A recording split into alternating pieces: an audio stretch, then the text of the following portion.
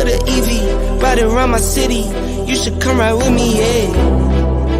Feel me if you hear me, sip water like a fish, sip box water to the gillies, yeah. This a new way, this a takeover. Do it for the future, time to get a world of makeover. Time never stops, no, the timing is not. Time to clean up the block. Streets been a mess, how can I breathe? Smoke in the air, pure gasoline. I see.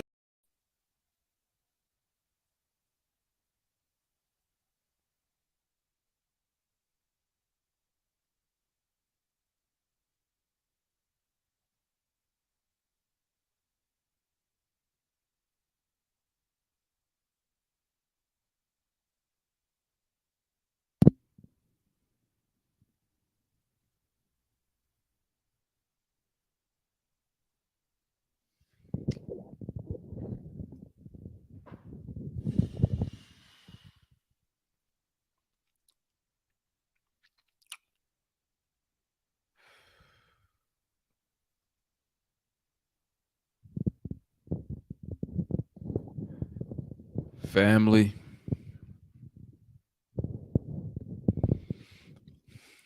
I don't know what the fuck we just saw tonight,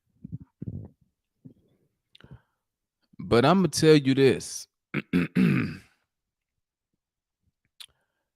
After this many games, we are what our record says we are.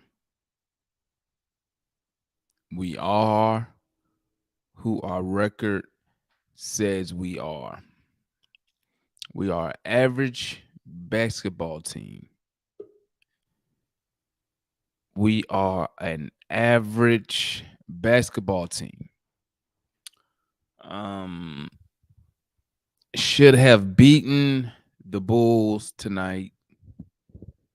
Should have beaten the Hornets the game before that.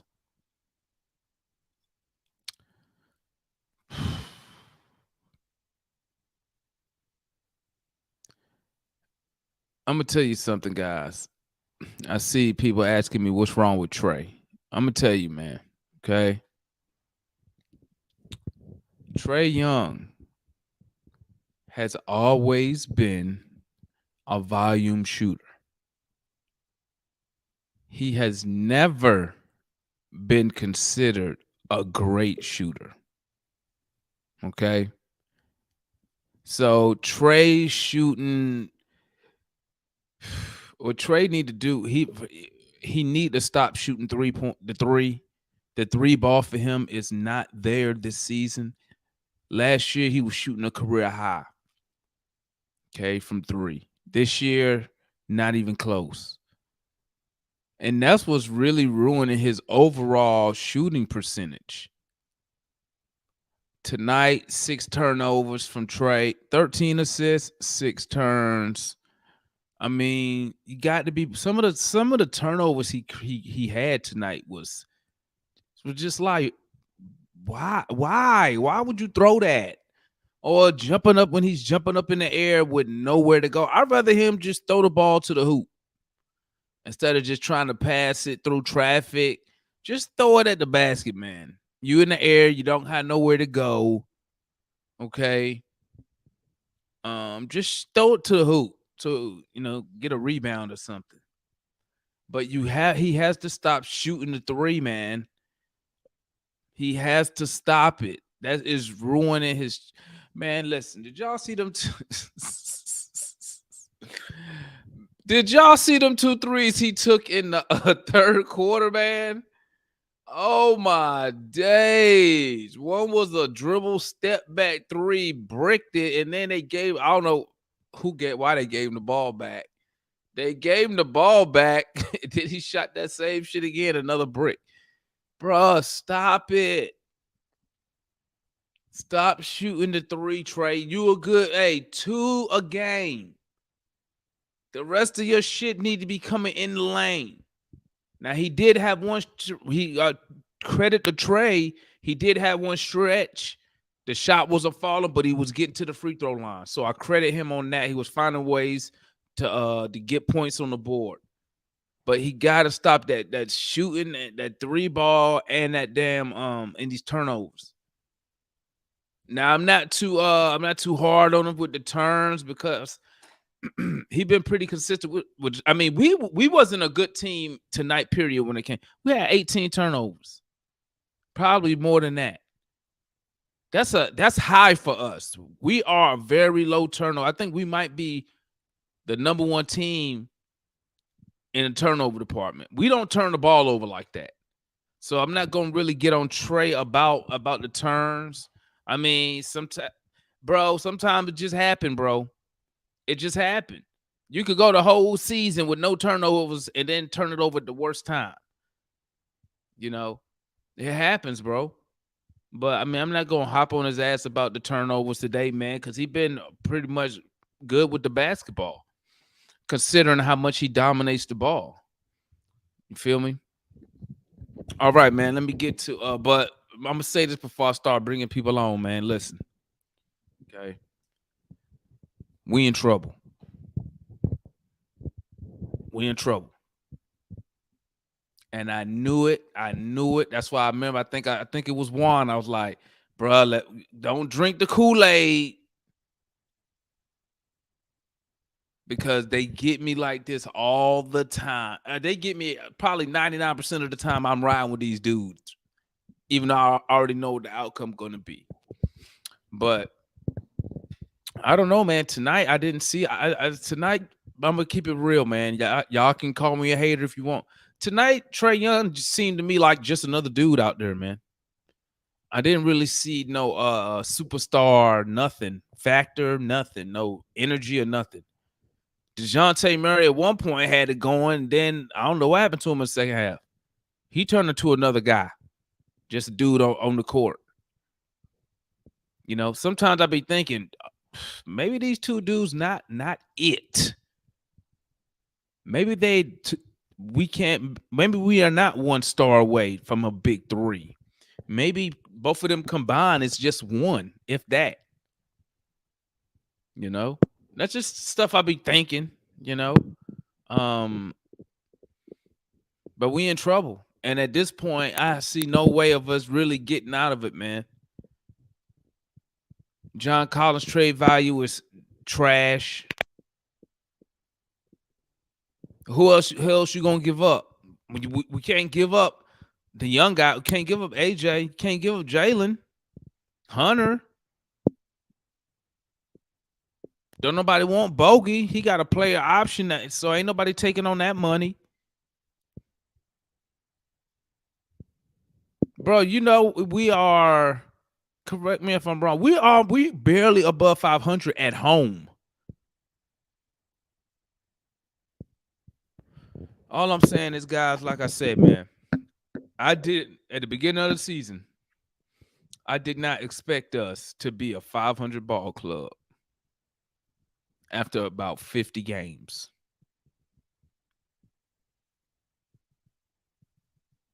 So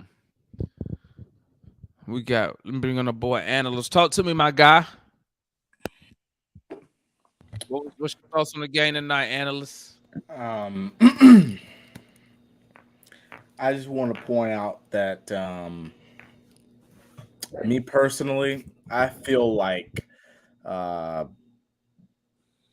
this is officially, in my opinion now, it's my opinion. So it's my opinion. I feel like the season is officially done.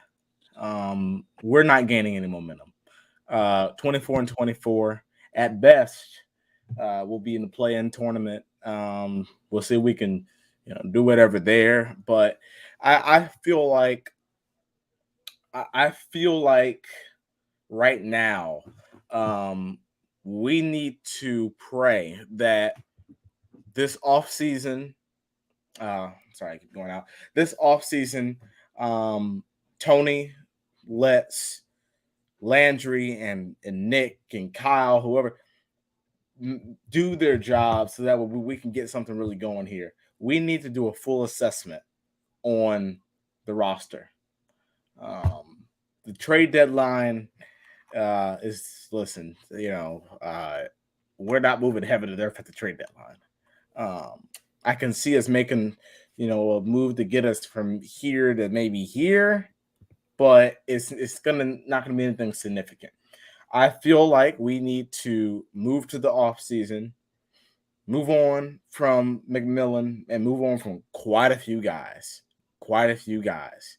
Quite a few. I'll say it again. Quite a few. Um, I just it's I'm very just disappointed in almost every guy out there. The one guy to me, and we can talk about Murray, but I feel like the one guy to me that consistently showed heart until the end. By the way, I credit Dejounte for that chase down block on that Trae Young turnover. I credit him for that. That was just great effort by him. But AJ Griffin to me was the only one that showed some that showed some care and some heart, and that's saying something for a 19-year-old rookie. But I just feel like I don't feel like we're catching any more. I don't feel like we're catching any more momentum. I feel like we're going to be subpar, average, below average, just a mediocre ball club the rest of the way, and then we're gonna come on here and celebrate good wins, and we're gonna celebrate. We're gonna look at a lot more bad wins. I don't think we're winning at OKC. We probably may lose by 15. Listen. Unfortunately, and I'll finish up right here. Unfortunately,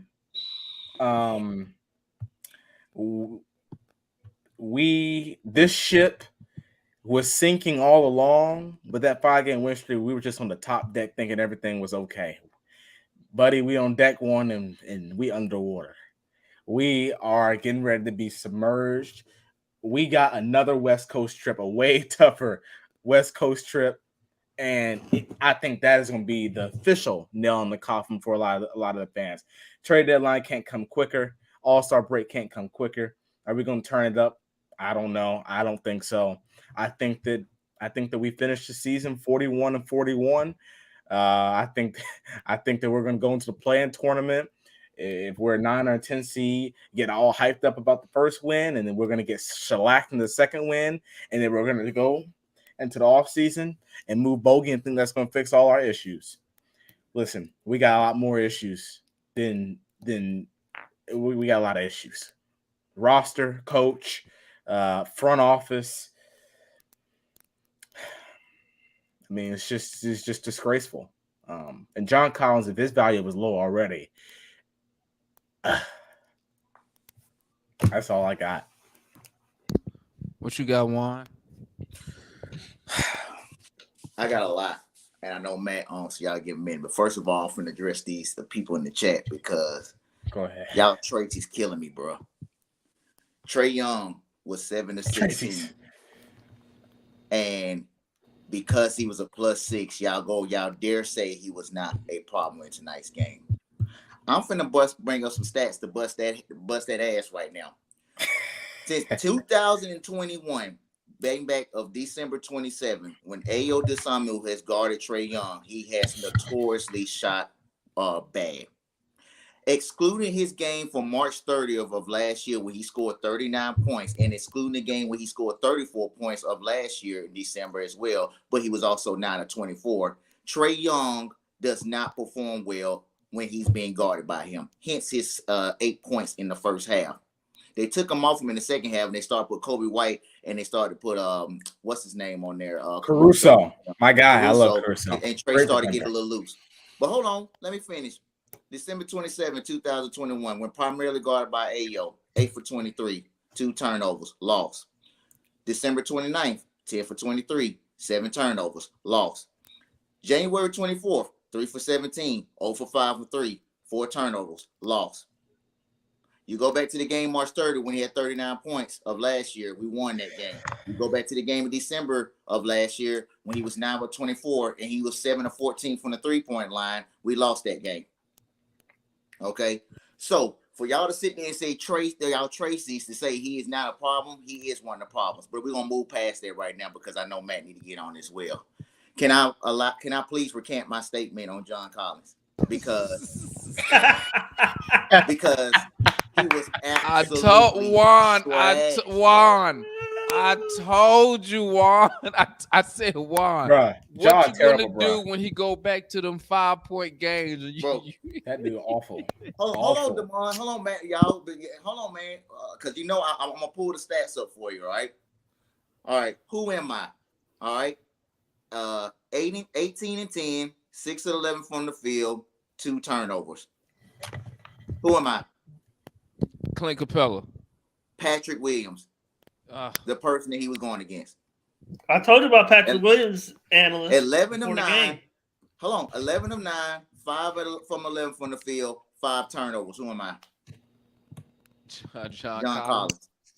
Did I repeat? He had 5 turnovers. What a disgrace. It was a turnover so bad in the first quarter when he hit the 3-point line. When he was trying to swing the ball or dribble, I don't know what he did. Like his mind was like, "Oh, John, you got to make a decision, and you can't think on the fly. So now just turn the ball over." He had the ball. He was trying to do a fake swing pass to the corner for, I think it was Bogey, and he ended up traveling instead of just taking the ball and going into the hoop. Bro, I've tried to bear the John hate. I've tried to see the value he brings him, but him and Capella on the floor together does not work for us no more. It doesn't work anymore, man. Oh, man, I dropped the Kool-Aid 72 hours ago, like the mom was saying, man, and like I got to recant my statement. What good is Bogey when AJ's doing the same thing but better with less minutes? What's the point of putting Bogey in? Bogey has a 117 defensive rating for the year. I repeat, a 117 defensive rating for the year. He was 4-12 from the field. AJ was 4-7 from the field for the same amount of points. What's the point of putting him in and AJ can do the same thing he does but better? I'm asking. And Juan, I've been saying it for 6 weeks. Juan, real quick, explain to me. First of all, Nate Rod Bogey, bro. Like this dude is just. Like he just like a 54 per game, so he be looking like, come on, save us, Bogey. And then this dude act like he a point guard, bro. Like he point guard. Hold on. Let me finish up. I'll pass it on, man. Because I know the others want to say there, bro. Vucevic almost had a triple double. The fact that he had 7 assists tonight just shows the glaring hole we need at the center position, man. Like I would give up Clint Capella's defense and rebound when Vucevic can do the same thing. He's just not a better defender than him. Vucevic, a defender of the rim. Vucevic can do the same thing Clint Capella does, and he can shoot, and he can spread the floor, and he can pass the ball. Yep. And I knew we was going to have problems with their guards, DeRozan, Levine. Levine didn't go off like he usually do. I knew we was going to have problems with their guard with Hunter being out. Because you forced to start Bogey, and they went at the Bogey, and they went at the Trae, man. Overall, it's just we're back to square one. We're a 500 team, and I still stand on my statement that I don't think we'll win 40 games this year. You, Max? I mean, I agree a lot with what you said, Juan. You didn't have Nino stat of the night, so I will go with word of the night. Watching the Hawks play basketball tonight, and that word is amorphous, right? Amorphous is, for those that don't know, amorphous is like steam, right? Or trying to make an analogy, it's like trying to catch a plastic bag in a windy parking lot. Okay, it's nothing tangible. It's nothing that you can hold on to. It's nothing defined. It's it's like steam. It's just very. Ooh, okay. That's what the Hawks are when you watch them play. Okay, it is maddening to watch them play. I thought 1 through 12 or 1 through 7, Nate's rotation was awful. Nate, the decision to go zone the entire game was a clusterfuck. Okay, it was a terrible decision. Didn't make any sense. Okay. Play after play after play, drive into the lane, no contest, drive into the lane. You got Capella out on the perimeter in the zone, trying to guard DeRozan in space. I'm like, and then Trae Young come down the other end, trying to throw behind the back passes. I'm like, man, this is just a clusterfuck right here. And then Murray, airballing. I don't know. Then he tried to shoot a step back or a double team. I'm like, what is this dude doing? And the start of the fourth quarter, no ball movement, no cohesion, no nothing. It just looked like a church league team, a seventh graders who didn't practice on Thursday after Bible study. It was awful to watch. Then, since they say my time it'd be off, I wrote it down for people who said my time be off. Okay, 7 minutes and 52 seconds in the fourth quarter. That's when Murray took that terrible ass shot over three people. Trae Young 504 is when he threw that stupid ass behind the back pass. Nate, the whole game he was in zone. I don't understand that shit. He got like I said, Capella guard in space. Jalen played well, and then he took him out, and then he put him back in. He had a couple fouls, and he pulled him back out again. He did that with AJ too.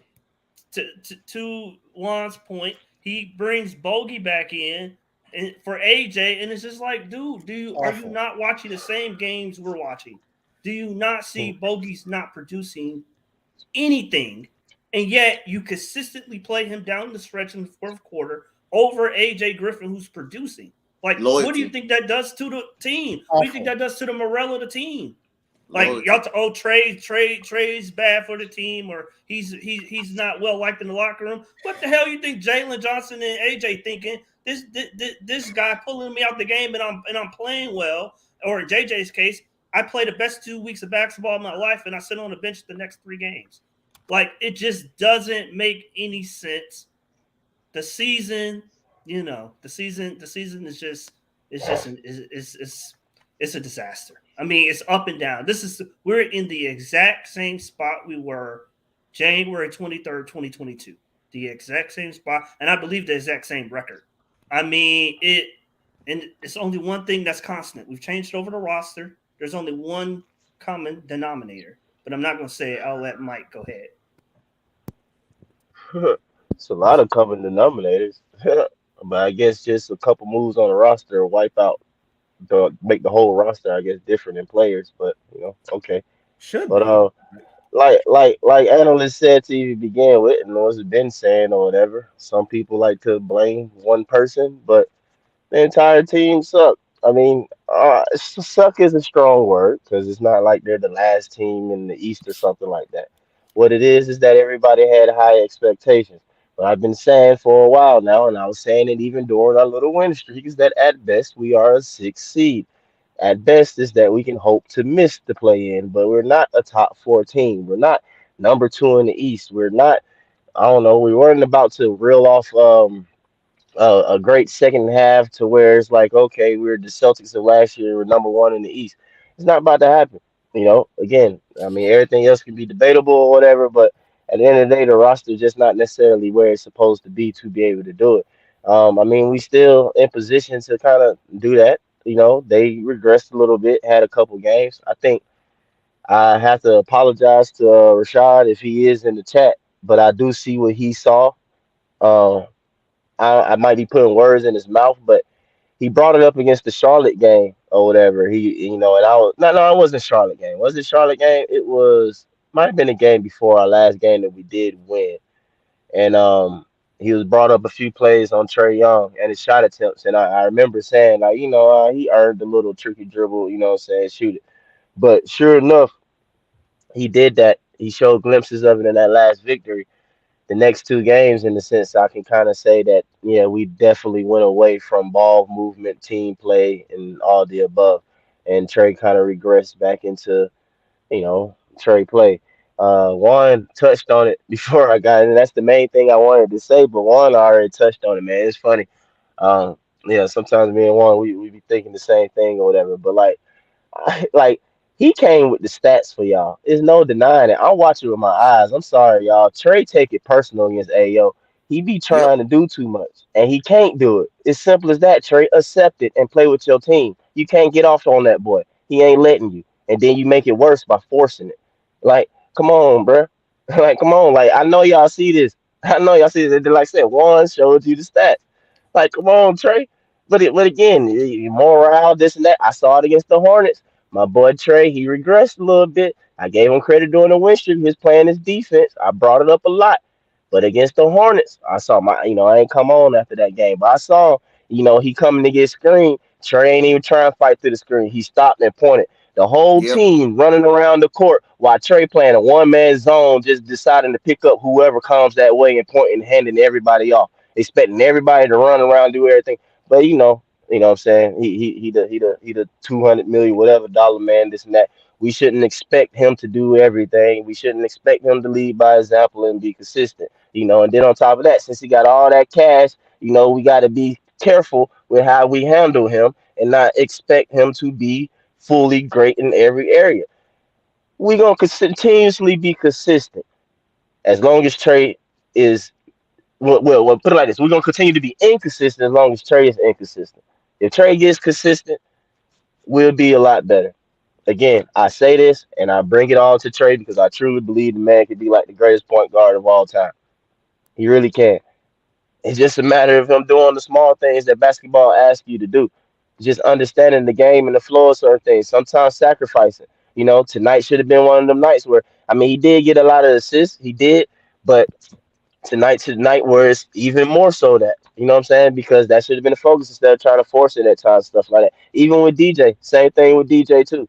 He got to get out of that mode. It's trying to force stuff and everything like that as well. You Sometimes it think just, 16 attempts I, is I don't, forcing it? huh? You think 16 16. attempts is It's forcing not it? it's not about necessarily the attempts. It's the how. Again, y'all come with the numbers. I gotta watch it with you. I watch it and tell you it could have been one shot, and I've been like DJ forced that. That one shot wasn't a good one shot. He forced it. You know what I'm saying? It could be five shots. If he forcing all five shots, it was not a good flow and stuff like that, or it seems like, oh, I'm gonna go get me a shot now. It ain't a good shot. You shouldn't have it in your mind predetermined that I'm gonna get me a shot this opportunity. That shouldn't necessarily be the thought process. And you can see that a lot with our guys. That's the thought process. That's how they play. I mean, again, we can get another coach. We can do whatever in the offseason. But it's just a lot that we got to do. It's just got a lot. We can't No, be as is with a new coach. That's all I'm saying. We can't be as is. It's a Yeah. lot that we do. And then also, too, the players got to continue to grow and mature in their individual games because it's about basketball IQ. It's one play. Even the Bulls announcers gave them credit about it. It's one play that Bogey passed the ball to Clint. It's a basic play, give and go. Clint passed it back, and then Bogey dished it right back. It just takes unselfish basketball and IQ. You know what I'm saying? Like it's like, okay, that's a good basketball. It just continuously, consistently like doing it throughout a game. You know what I'm saying? It just too many times our team don't do it. I don't. Well, it's arguable why and don't know why, but I don't know why, man. I don't know why. I'm talking in circles, but they don't consistently make winning basketball plays, and that's just how we are as a team. So what's gonna fix that? Like Well, this is the thing nothing. right here. I, This is I the thing, think and y'all answer me this, We man. got to Y'all, continue to grow up. y'all answer me this, man. Listen, if they gon' so this tell me if I'm crazy, right? If people agree that Nate McMillan is a major problem to this major. team's success, and the wrestlers just won't fire this dude and get us the guy that we supposed to have, uh, is the ownership low key telling us they throwing the season away? That's what it looked like to me. Because What? if Nate is the major problem, why they don't just fire this guy? Or Well, I mean, it's Demond. PR. A lot of it's PR. I don't know if y'all listen Bro, to. so we gonna throw away Matt. We finna throw away a whole season for PR. Are we I think finna that's do? the inexperience that's the inexperience of the front office. They trying to, I guess, protect Trae so he's not labeled as a coach killer. Well, You know, Demond. Bro, we and gonna trick off a whole. Listen to what you saying. But Demond. It's not even. And I don't agree with it at all. But We tricking I, off a whole season so this dude can save face. Is that what you saying? I believe that Nate is a major issue, but you could even make the same argument by them continuously putting out this payroll of 15 guys. Well, 16 guys because we keep a roster spot open because of our tax situation. I did a little something. I pulled up the 4 top teams in the East, and I got their rosters laid out and their payroll laid out. I'm gonna go through a couple differences real quick between our team and their team. I won't even go to the coaches because they're all better than Nate, but I'm gonna go to the roster. Go top 10 teams in the East. So I'm gonna start. I'm gonna go with fine. I'll do it like this. I got the Sixers, Bucks, Celtics, and Nets pulled up. Okay, I'll start off with number 1, the most obvious. They all got superstars. Okay, Giannis, Tatum, KD, Irving, Drew. Some would consider that Embiid is not a superstar. I think he's he's a star. He's very, very close. So, anyways, 1 is the payroll. Owners willing to spend. I'm looking at these tax bills. I mean, they're just through the roof. They're disgusting. They're just through the roof. Okay. Then I'm looking at I see on each of these teams elite defensive players. On the Sixers, you got Matisse Thybulle, DeAnthony Melton. On the Bucks, you got Drew Holiday. Some other those guys can guard too. On the Celtics, you got Marcus Smart. On the Nets, you got Ben Simmons. Elite defenders, 1. Number 2, I see shooting. Shooting all over the place. I see shooting. I see a 3-and-D player on each one of these teams. I see size at the wing.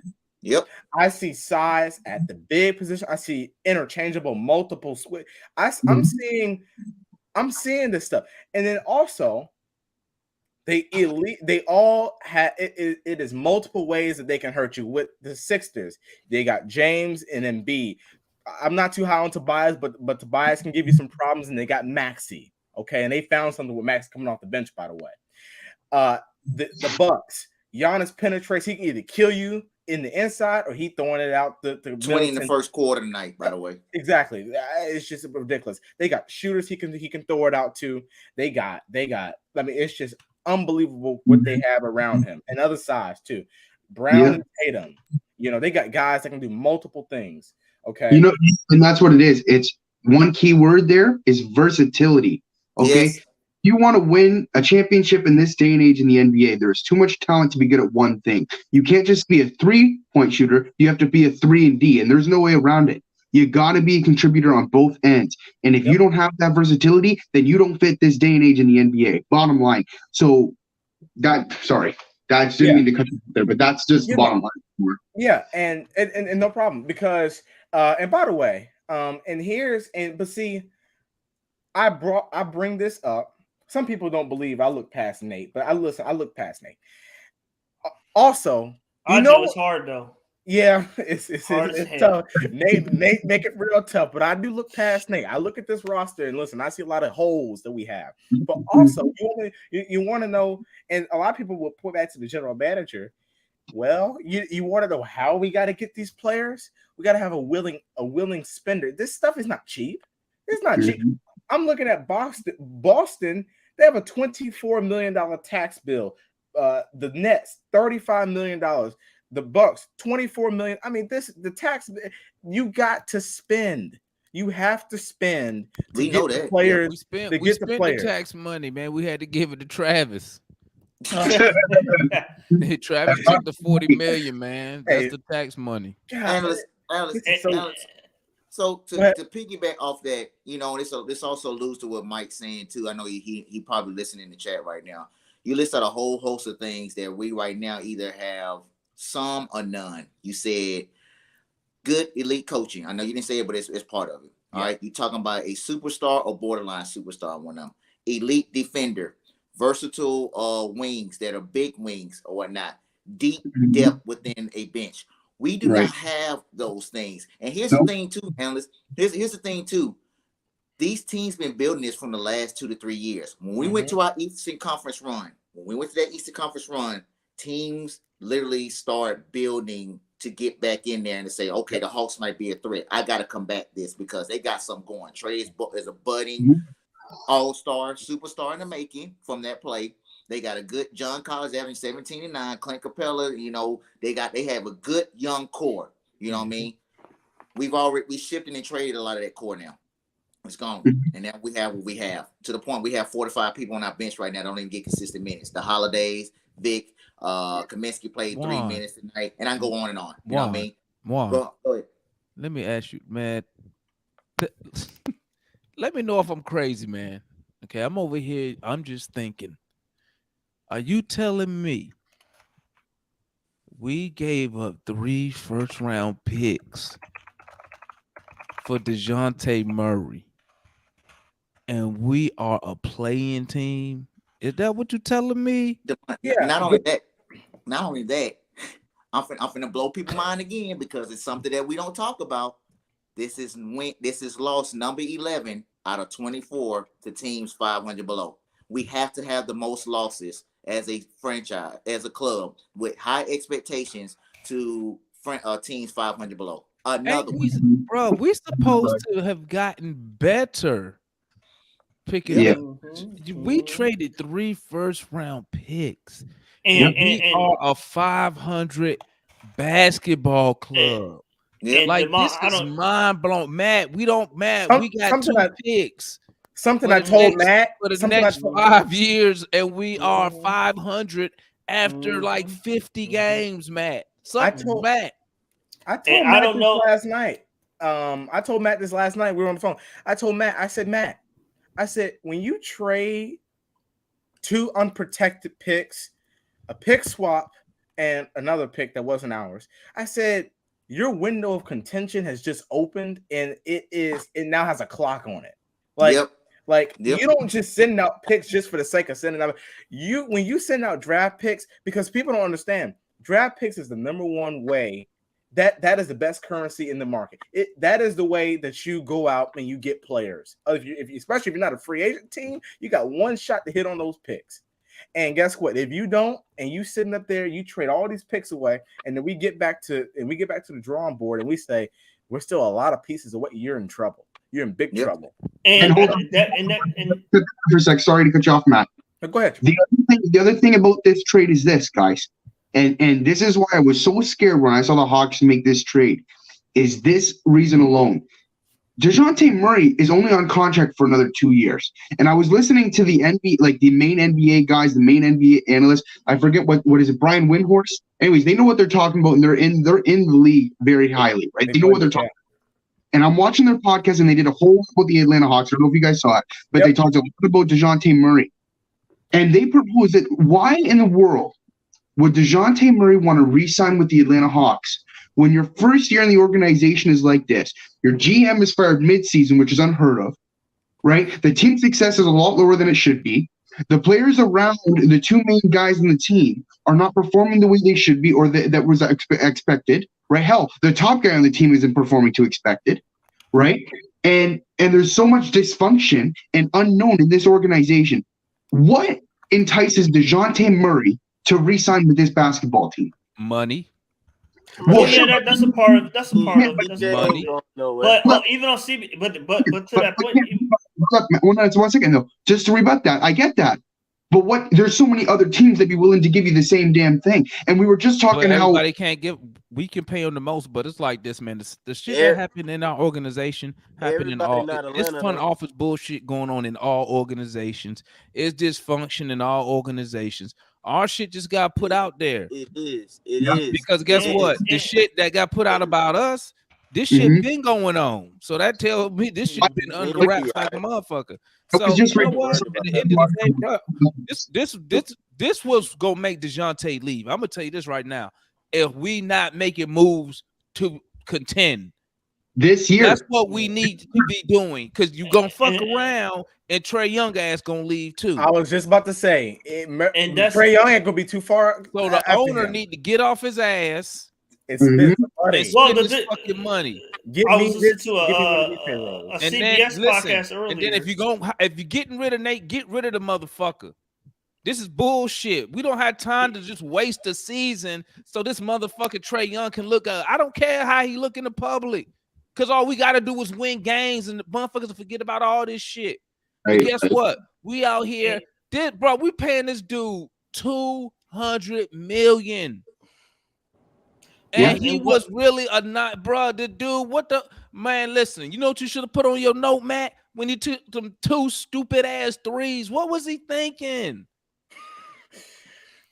Well, I put when overall he did a step back three brick, and then got the ball back and shot this stupid shit again. You can't. Somebody need to tell this dude. Listen, don't criticize Trae because he do everything. He can't shoot the 3.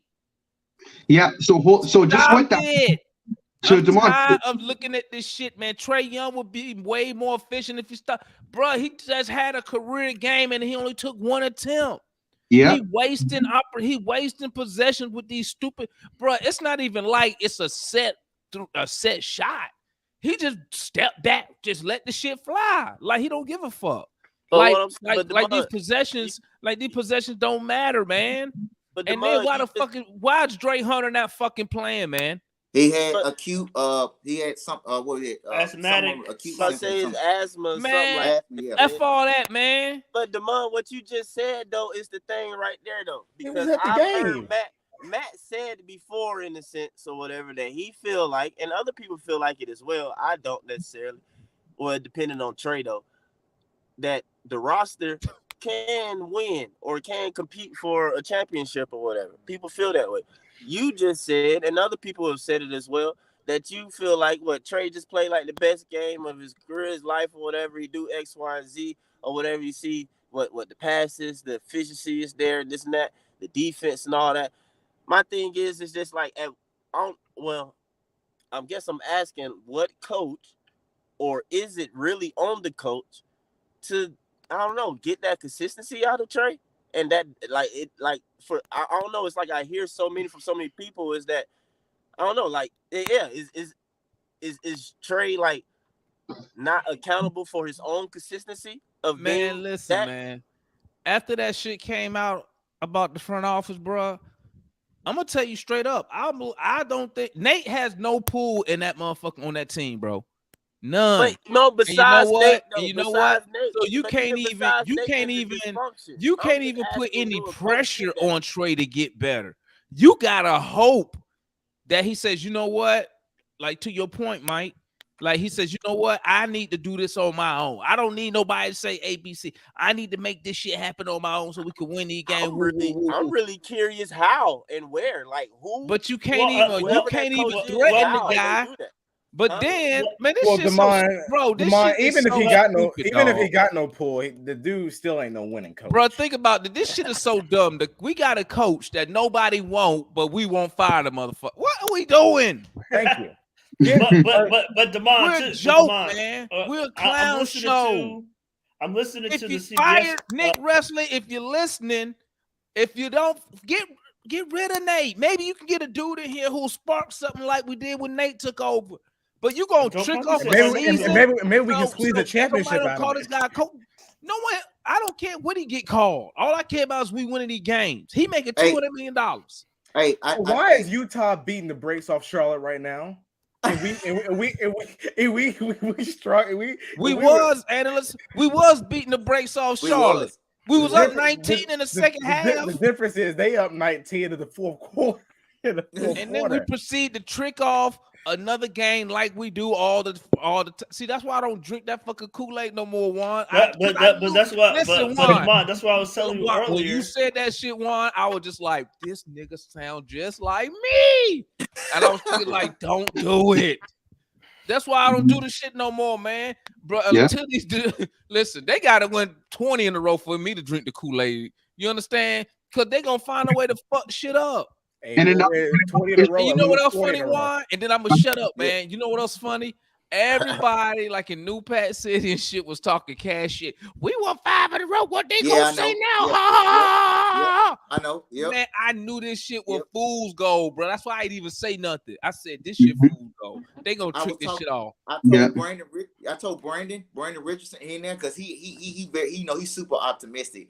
I was like, bro, he's like, yeah, we 5 games, we on a roll now. Like we move. I was like, bro, wake me up when we do this for a long stretch. You know what I mean? Where we can just consistently go. Because he was talking about Trae, like Trae, the best he ever played right now. I I say right now for the month of January, he has been playing, two-way basketball. What I said, wake me up when he does it consistently. And lo and behold, in 72 hours, we done lost two games, you know what I mean? And so we just reverted back to old ways. You can't tell me that, missing Dre hurt a little bit, you know what I mean? Because Dre could have helped spell some of the deficiency responsibilities. But overall, we played bad basketball. I mean, even held them to 110 points, man. You know what I mean? So the defense wasn't even all bad because they was clanking shots, bro.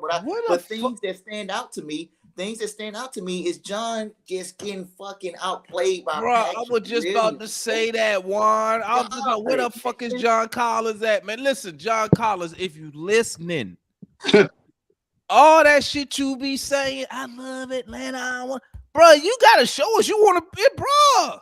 You get more. I promise you do more dapping, helping niggas up off the ground. You telling me impacting us, putting the points on the board. Jamal, I put in the chat and Jordan, my bad. Bro, I'm tired, bro. I want to say this real quick. Somebody put in the chat. I said, bro. I said, this gotta be on purpose. I said, nobody is this bad. I said, nobody's this bad and this soft. I said, this gotta be on purpose. This is why you don't give John Collins representation power to go out there and fire you a trick. This dude is terrible. And he's soft. This dude, I guarantee you know what? You know what, analyst? I got Tony Wrestler. F you, bro. Because he should have been traded. He should have been traded, and you stopped that shit. Now you stuck, and now you trying to make the shit look like Travis did the shit when this shit your fault. Bro, his value went down so much in the past few months. I went back and rewatched one of our live streams, right? Do you know that we all on this panel? I don't think Mike was up there. Me, Matt. I think it was you two and we all said, and the chat, we said Josh Hart, Anthony Simons, and number 7 was not enough for John Collins, and we nickel and dime to get a second round pick. Like, hey, it depends on when you ask me, dog. Hey, right now he ain't worth shit, bro. We can't get, bro. They just traded Rui for Kendrick Nunn in 2 seconds, bro. That's what I told analysts. I said we'll be lucky to get that. We'll be lucky to get that, bro. What's up, Jordan? Did you see the game though? I did. Hold up, Jordan. Go ahead, Juan. Then we go, Jordan. You gotta turn it down, mute or something. Marky, turn it down. Marky, watching the Blazers. Go ahead, Juan. Now I watched the game. Go ahead. 8 turnovers in the last 2 games. He also put up the exact same stat line minus 4 rebounds from the other game of 11 and 5, bro. I can't go for you, John, when you putting up 11 and 6, 11 and 7, bro. I told you that shit was gonna happen, boy. I know these niggas, man. I know him. That's why I told you. I said, Juan, what you gonna say when he go back to them 8.5 rebound games? And you, I can't help him, bro. I'm like, it's gonna be cool. I said, all right, because I knew it was coming. I knew it was coming, and you know what? These dudes, I'm gonna tell you something about the Hawks, bro. They never disappoint me when I think they're gonna disappoint me. They be on time like a motherfucker, bro. But when I expect something great from their ass. But now you better not show it up. It never happened, man. Listen, man. Hey, I'm gonna keep it a buck, bro. I'm gonna keep it a buck, and I don't care what nobody. Bro, Trae Young looks average as fuck tonight, dog. What the young kids say? He looked mid tonight. It's another game. He didn't make a 3-pointer too. This is another he looked game. Mid, bro. Bro, he looked like just another dude out there, bro. I couldn't tell you the difference between him and Aaron Holiday out there, bro. As far as impact on the game, bro. Yo got him blocked up. As far as impact on the game, hey, listen, man. I'm with y'all, bro. Sometimes Trae, when Trae go against this guy, you know what he need to be saying? Bro, you a good defender, but I'm gonna have my boys go off on y'all last tonight. Something. Cause you can't go off on this guy, bro. He be locking his ass up, man. You know what I'm saying? Damn, you know what, bro? I wish Trae Young was goddamn 6'6", bro. This fucking short shit, bro. And I'm a short nigga, bro. I'm only 5'9", bro. But bro, listen, I'm just gonna say it, bro. It's hard to win a championship and your best player is 6'1" at best. Say Yeah. it again. So that's what I was gonna say, Milan. Go ahead, George. I didn't get a chance to quickly talk about it, but this was my biggest issue with the game, and I haven't really touched on it too much. And I know Matt, analyst, you guys have been driving this home a little bit, and I'm by no means a Nate supporter, right? But I have been fair to say I do think the roster has a lot of issues prior to me saying Nate, right? Coming in, I have two main points I want to talk about quickly. But number one, and I know this might not be a popular opinion, I'm watching this whole game, and I'm actually not going to put a lot of criticism on Clint Capella, and I will tell you why. When you come into a game and your 1, 2, and 3 positions are all guards, you are setting your center up for failure no matter who you are. Okay? Any smart basketball team is going to have size of the 3, okay? And they're going to drive it to the hole every single time if you have Bogdanovich running the 3. Okay? Or whoever. I don't care if it was Dejounte or it doesn't matter. But think about it. Any smart basketball team is going to drive the paint every single time. And how is Clint Capella supposed to keep up? But we know John Collins is soft as hell. He's not getting in the way. Okay? So you have 3 guards. None of them are going to defend anybody, especially Trae Young, for getting into the paint. And you have 1 center who's supposed to figure it out. And so, and to prove that, he had 12 rebounds tonight. 12 rebounds. I get that that's kind of average for a center, but he's the only one trying out there in the paint. Nobody can do anything out there. It's an absolute mess. When I saw that AJ Griffin, it's like, and he's a suitable player, should have done similar efficiency, right? But you can't tell me with his size and build, he can't bring out the defensive end in the rebounding department for the Atlanta Hawks. It makes no sense to start those 3 guys over AJ Griffin. And in my opinion, there shouldn't have been 3 guards in that starting lineup. And I think that screwed you from the get-go. And I honestly believe that if you had AJ Griffin in that starting lineup and that extra size on defense and rebounding, it is much closer than a 10-point game when it's all said and done. I think, that's not our usual start lineup. Nate picks the starters, Jordan. But AJ not a 3 though. AJ a guard himself. Well, he's build. Is he not a small? He way better than Bogey. We only started 3 guards because Hunter didn't play tonight. No, I'm saying no. I don't got a problem with I think that he said as a young guy right now, he is giving more than Bogey, but I'm saying he is shooting guard. I'm going back to the fact that the roster is messed up. We don't have no backup wing player. Justin Holiday is trash. So soon as Dre is unavailable, we are screwed. We are screwed in that position. We are screwed once DeAndre is not available. I have one more thing, and I'll be the first one to say it. And I know there's some people in the chat who say, "Oh, he's a Raptors fan." No, the Raptors are out of my peripheral right now. And you can ask, analysts this. I have been here all the time supporting the Hawks and hoping that this team does something. This is the team I want to succeed. Right. So I have every single game tip off to final buzzer. And the bottom line for me is this, and I'll be the one to say it. I don't like the fit currently, or at least that I've seen, between Trae Young and Dejounte Murray. They don't complement each other enough. And if you guys want to, the defense that Dejounte brings is great. I think Dejounte's been the better player. I don't know if you guys disagree with that. That's fine. I get efficiency. He was shooting a little rough tonight, but that's not what his forte is, and you know that coming into it. But Dejounte tries on every possession. When you're in the 4th quarter and you need a defensive stop, he doesn't just give up and let the person drive by. And another thing that's pretty telling with that is he's usually not in foul trouble, right? Every game that I've seen, he tries hard on defense every single possession that he's out there, and he's never in foul trouble. You know what I mean? And he still puts up. He's been putting up some great points recently. We're very consistent. All I'm saying is that you wonder why you with that though. That's gonna make Matt mad. Well, Jordan, I think we getting a little.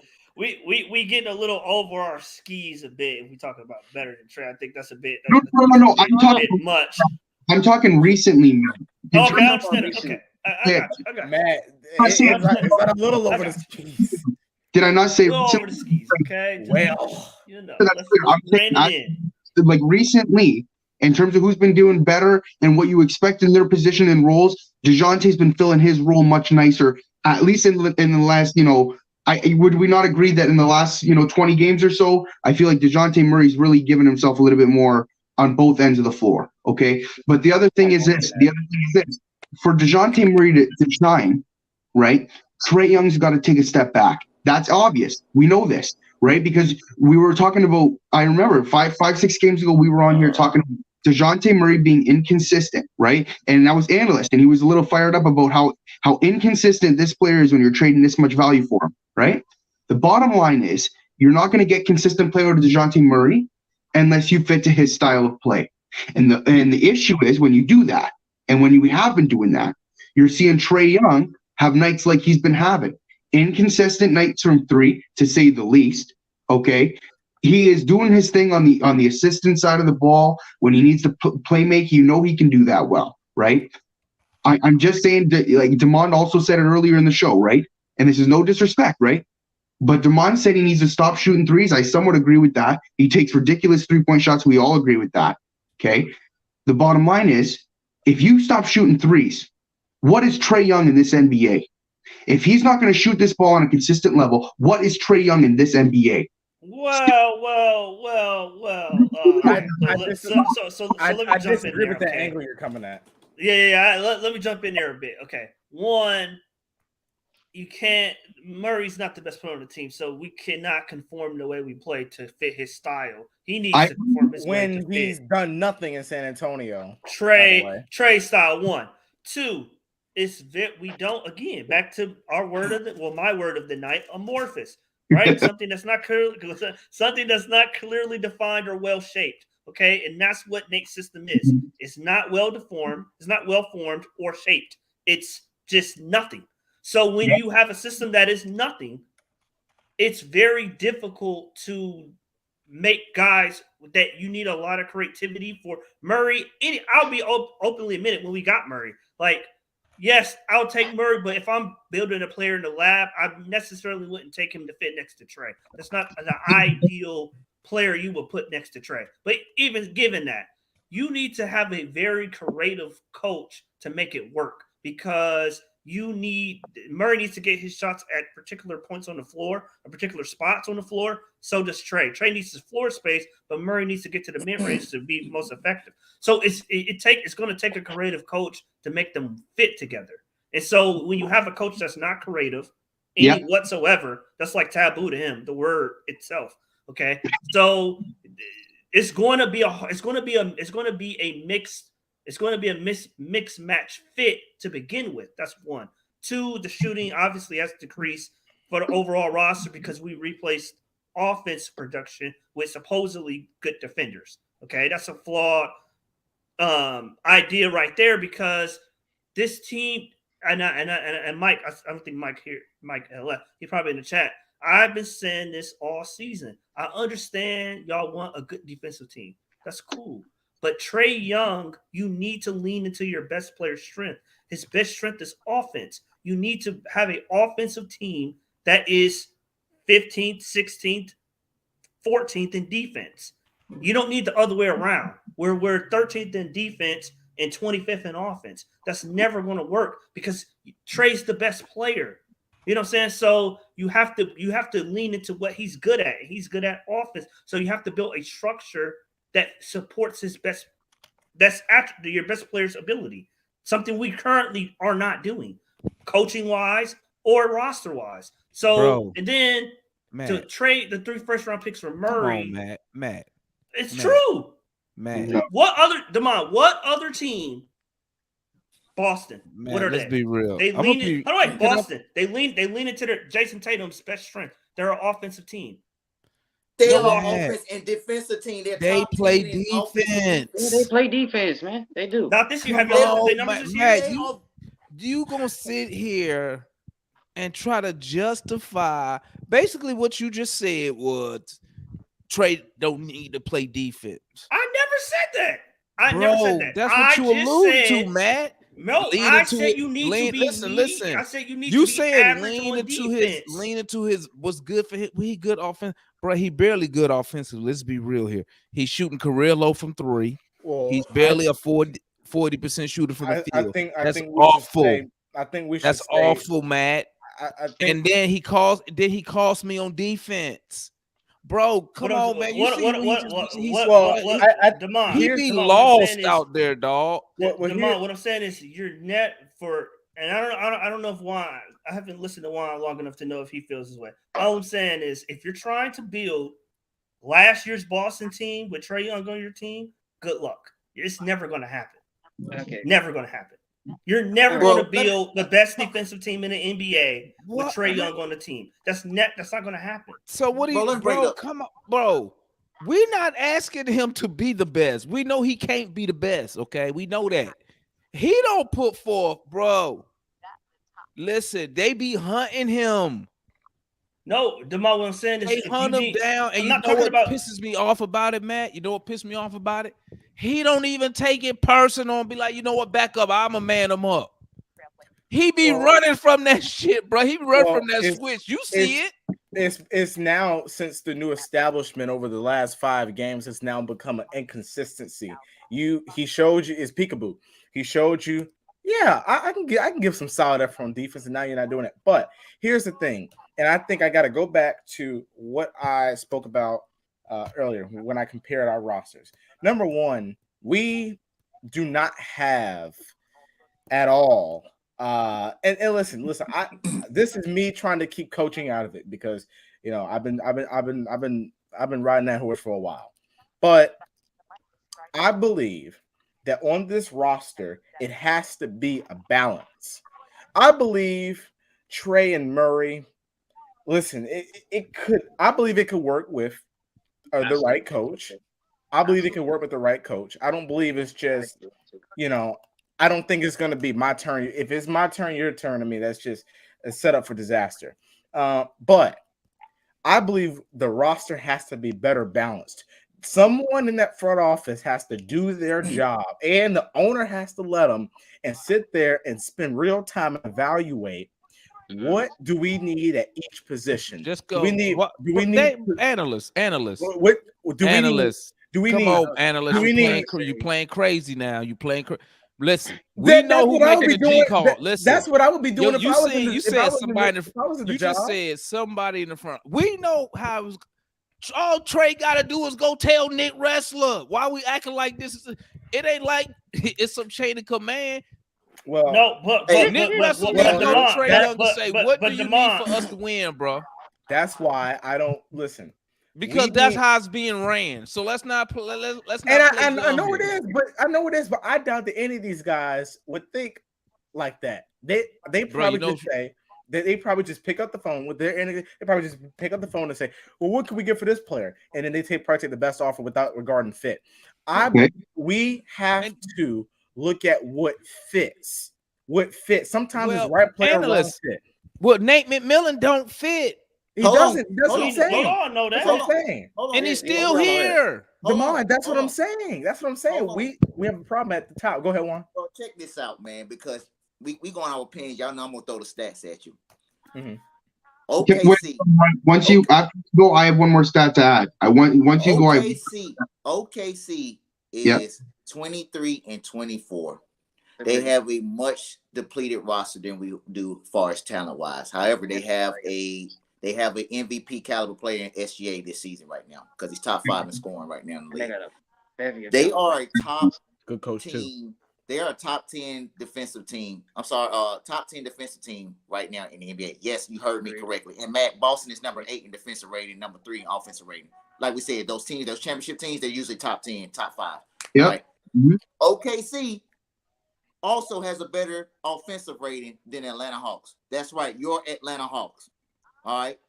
For a team that has a top 10 starting 5 in the NBA, and to be an average as we are, and to be almost the same identical record of OKC is telling from a number of things. Number one, those boys, they play hard every night and they're coached better. Yeah, they are developing their players as well, but they legitimately have a MVP type player right now, SGA right now this year. Yeah. Number two, they communicate and play defense, hence them being a top 10 defensive rating team this year, man. Yeah. We don't play defense all the way through the game, man. It's as simple as that. You know what I mean? And we don't rebound well. We don't box out. there was a moment tonight. There was a moment in the first quarter when both teams were shooting bad, and I looked at our offense, and I'm just like, what in the hell are we running?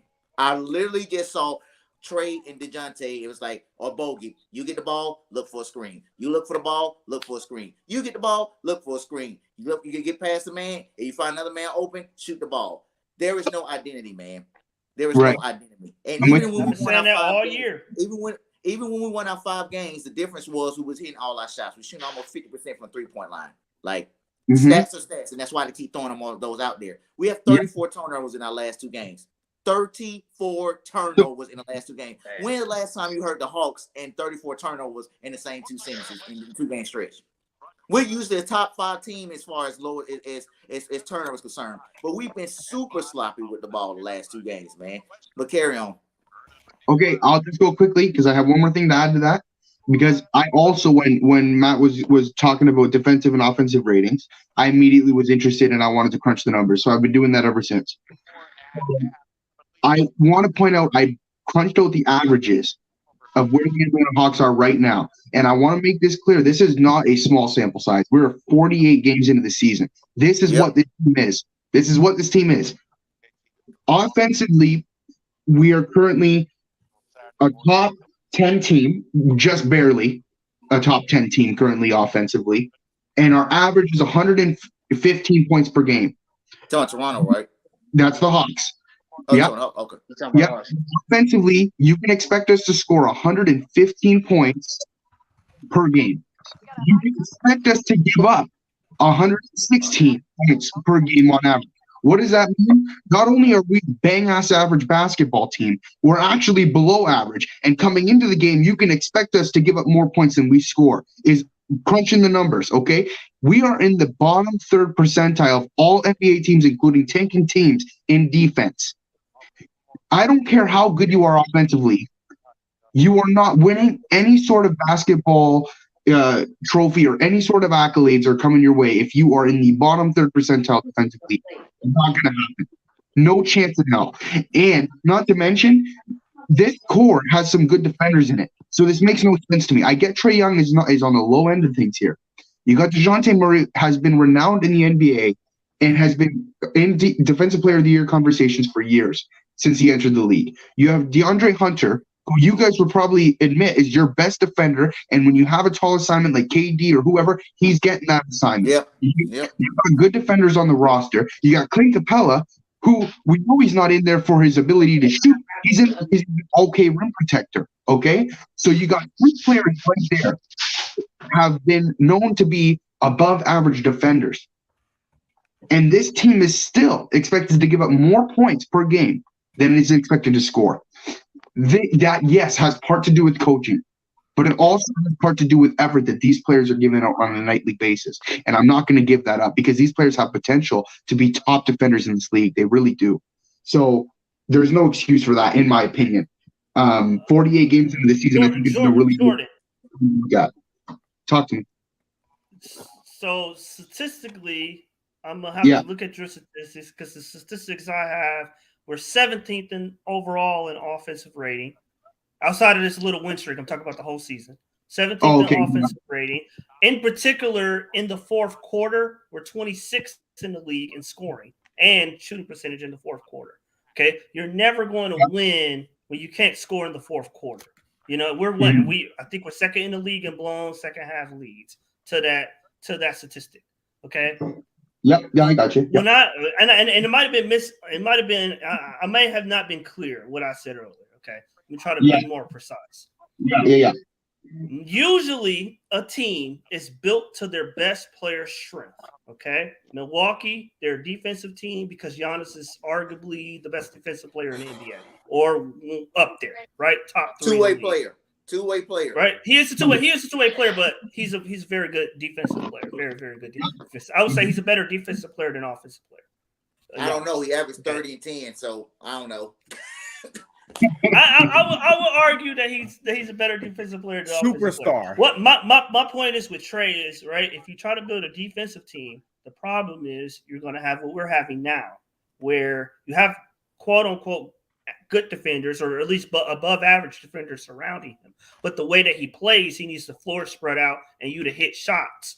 off the pick and roll, or he could do more than the pick and roll. But I'm just saying the way that the system is currently. You need the floor spread, him to throw it out to shooters. Yes, you could get good two-way players, but they're hard to find. 1, 2. That's the reason that Hunter is so valuable to what we do. So when he doesn't play, we're throwing it out there to Justin Holiday, Jalen Johnson. Who else we got out there? Bogey currently, right? They're not very, at least of late, they're not good three-point shooters. So the way that we're built, either you're going to scour the league for the whole roster, the best two-way players in the NBA at every position outside of Trae, or you're going to need to find talented offensive players, but specialist defenders, big man and wing defenders, because Murray's already a good on the perimeter. So Hunter, you do need somebody behind Hunter that's a very good defender and ideally can hit an open shot. Tony Snell type player would be perfect. And then you do need another big behind. I would trade Capella, but you need another big in that Capella Onyeka mix. The team is not far off. What I'm saying is, if you try to take the Hawks and deconstruct the roster and build this great defensive team around Trae, the way that he plays is not going. I do not believe it's going to work, because unless, like I said, the whole roster outside of Trae, 2 through 14, is elite two-way players up and down the roster. That's the only two ways you could build the team. This Hawks team. That's the point I was trying to make earlier. Oh, I got you. You guys want to hear something fucking crazy? Listen to this shit. On Caesars Sportsbook, I know this is probably, you guys probably expect something like this, but this to me is absolutely nuts. Okay? On Caesars Sportsbook right now, at least it came up. I don't know how accurate it is. I'm trying to load it up right now. It seems like the odds for the NBA title to be won by the Atlanta Hawks is plus 10,000. Jesus.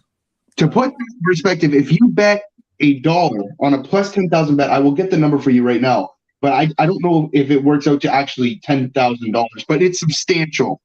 If you just bet $1 on the Atlanta Hawks to win the NBA title through Caesars Sportsbook, you could be doing all right if they somehow make. That's how minimalized of a chance, and people look at the Atlanta Hawks to win this thing. Well, Jordan, with fool's gold, we know that. We already know that. I mean, because like I said, this team can give you at the highs of the highs and get you at the lows of the lows. We know that. We're in a season of roller coaster emotions. Number two, I wanted to point out, man. 3 years ago, or two years ago, man, I really thought we were building our team the same way, or mimicking Memphis Grizzlies. You know, we was trying to get some big, versatile bigs in here, strong shooting defensive players. I really thought we was kind of mimicking them in a way of how we was building our team. You know, but we went more towards an offensive type approach, where they went more towards a two-way player type approach. And here we are in 2023, man, and they are miles above us, man. They are miles above us. I looked at Juan, they're miles. And I said that, Juan. But I felt they're the only team to outdraft us since 2017. Hold on. They also picked a good coach. There you go. But he's absolutely right. When you look up and down that roster, they have defenders and bigs all up and down that court. When you can put in a Jared Jackson, a Steven Adams, and a Brandon Clark, and your 7-footer power forward can stretch the floor and shoot threes, and he can defend. By the way, Jared Jackson also led the league last year in blocks per game. If ain't nobody know that.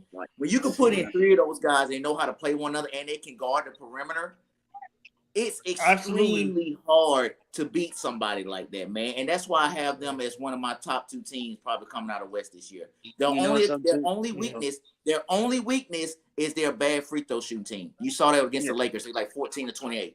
They're a bad free throw shooting team. But they got 25, I think, or 30 offensive rebounds on the Lakers on that Sunday night game. I'm just like, how do you get 30 offensive rebounds? You have 2 7-footers, and you got a 6'11" dude coming out the bench. They're so well coached, just like you said. They have shooters up and down that lineup. They play 1 through 10, and I'm in awe of watching them when they play every night, man. They're a fun team to watch, man. Couple reasons for that. One, Just like what Emma said, they got a good coach that fits their system. That's one. Two, they draft well, very well. Three, their roster from top to bottom is very balanced with a mixture of young players and veterans. So there you go. That's basically about it. And then I ain't get my thoughts on tonight's game. I'm gonna say this in one word. Reason why we lost this game: energy.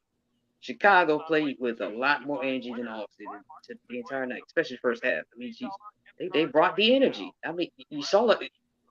One alone on the rebounding boards. I don't have to look at the stats to know that Hawks just got out rebounded by a significant margin. I mean, she's you let two guys in Chicago get doubles and points and rebounds. You know you're gonna lose. I mean, just that energy, man. Just don't show the energy. In Memphis, they show the energy from night in and night out. I think the same day with Oklahoma City, they show the energy too. And that's gonna be that Oklahoma City game is gonna be tough. And we're not beating OKC. You know what's up? And I told analysts this a couple weeks ago. I told analysts, I said since 2017, if you look at the teams that started the rebuild when we did, us, Memphis, Cleveland, Oklahoma City, and I think that's it. That started the same year we did. The Knicks. The Memphis is probably the only team that has outdrafted us since 2017. I mean, they hit all the time. Even their G League players are good. Like Kenny Lofton. Yeah.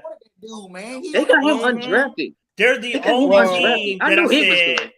They're the analysts. They're the only team where I said, damn, like Zach Klein and Tayshaun Prince, like they got Travis by a little bit. I mean, they hit all the time. Trae Jones, you know what's Trae up too? Jones I think has led the league in assist to turnover ratio the last 3 years. Don't nobody talk about that. And you know what's up too? Williams, Trey Jones, man, he averaged like 5 assists to 1 turnover per game. Tyus Jones. Okay. I was about to say, I didn't know he would talk about it first. My bad. I feel like as well. Just as Matt saying that Memphis is the only one that made outdrafted us. I think Oklahoma City is about to outdraft us too. They got a bevy of first round picks, so this is like a luxury. Well, that don't count. That don't count only because they got so many first round picks. I'm just talking about Memphis. They got a first round pick. We got a first round pick. Like Memphis hit all the time. I know. I say they pass us as far as outdrafting us. They about to because they got so many first round picks. And here's why I believe this. I know I'm seeing some crazy faces. I don't believe Memphis has outdrafted us. Number one, I believe now. Here's what I do believe. Here's what I do believe. Yeah, they have outdeveloped us. They picked Desmond Bain 30th overall. Okay, Jake LaVarvey, whatever that dude name is, he came late 20s. Kenneth Lawton was a 2nd round pick and playing rotation. They developed these Zaire Williams. You can go down the list. I think they drafted Brandon Clark. Like these guys, they drafted Brandon Clark. I wanted that. And they drafted Conchard. Kenny Lofton was undrafted. And they drafted Tillman and Moran and Zaire Williams. Here's going on, Jackson. But here's the comment. That's who our president needs to come from. He needs to come from Memphis. Well, I'll put it this way, right? They developed us. They outdeveloped us on so many levels. I believe their coaches just outstanding. But also, like, you can't. And the reason I say now, I'm not taking anything away from their picks. The reason I say they haven't outdrafted us, and the reason I believe that is only because take the same draft, take all their drafting, and put them on our team with our coaching and our development.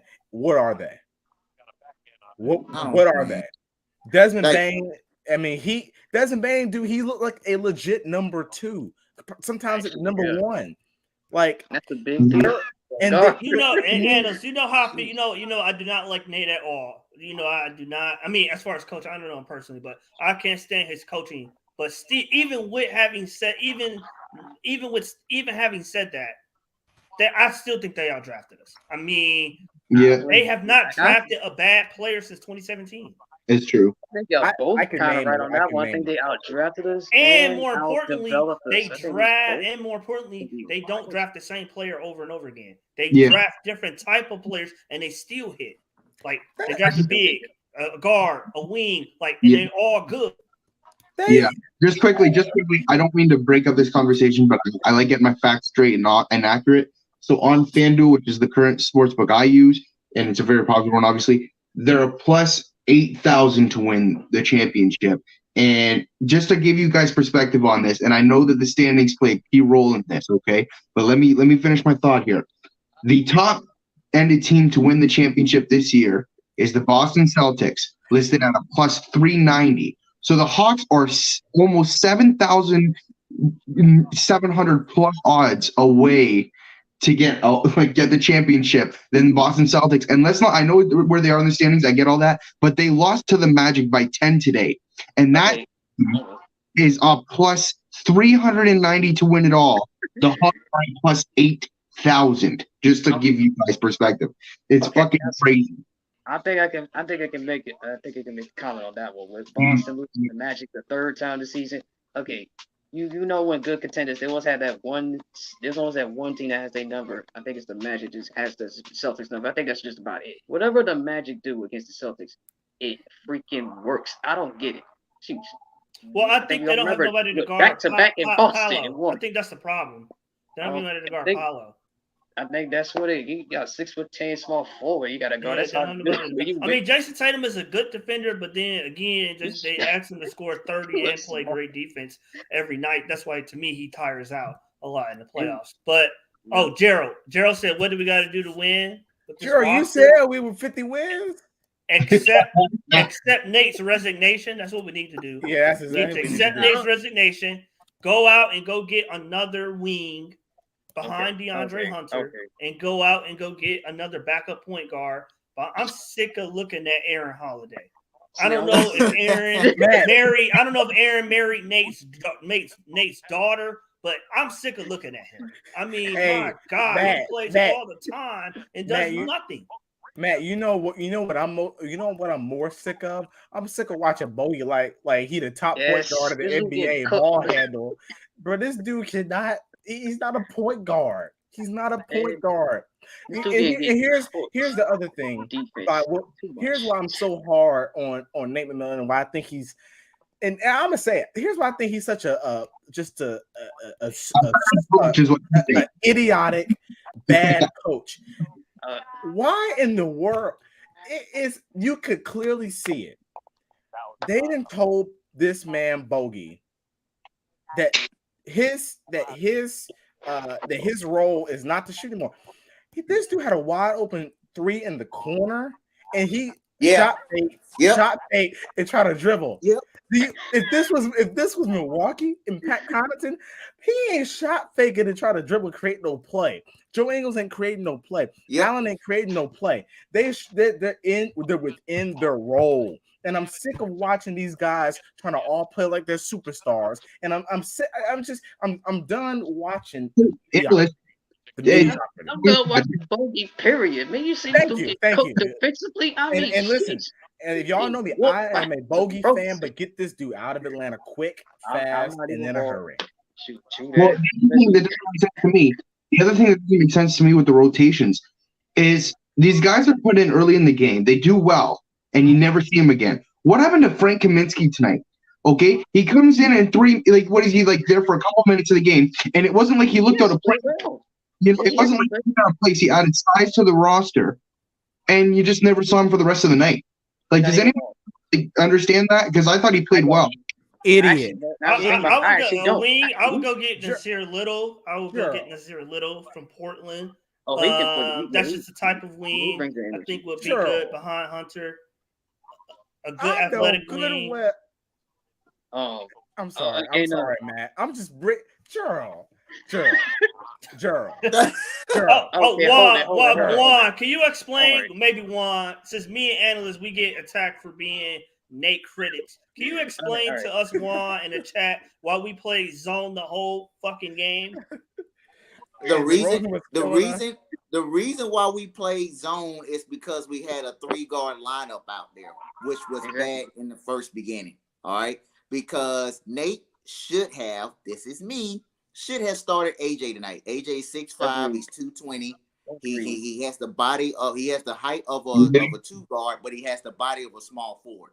All right, so he's not gonna get banged around, and he's a better defensive player than Bogey, and he shoots better than Bogey too, by the way. To Kareem, like I said, Nate's loyalty also hurts us as well because Bogey just has to play. He's just gonna play him because he makes $18 million a year, and for reasons like that, it's beyond me. If Bogey doesn't make his shots, he's no good to you. He does absolutely nothing else on the floor. Yep. And here's why people like this make me upset. Negative 20. Look what Kareem said. Oh, hold it. No. Hold it. What? Oh, come on. This guy be watching the games? I don't think he's a fan. Please tell me this dude just saw Bogey get cooked all night when he was defending tonight. Did y'all see when was that the Sumo went right past him like it was an elevator going to the rim? Yes. I mean, went right past Bogey. Like we need Alex Caruso. We need an Alex Caruso.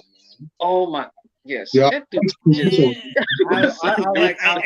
said a month ago, I said AJ should be getting Bogey minutes.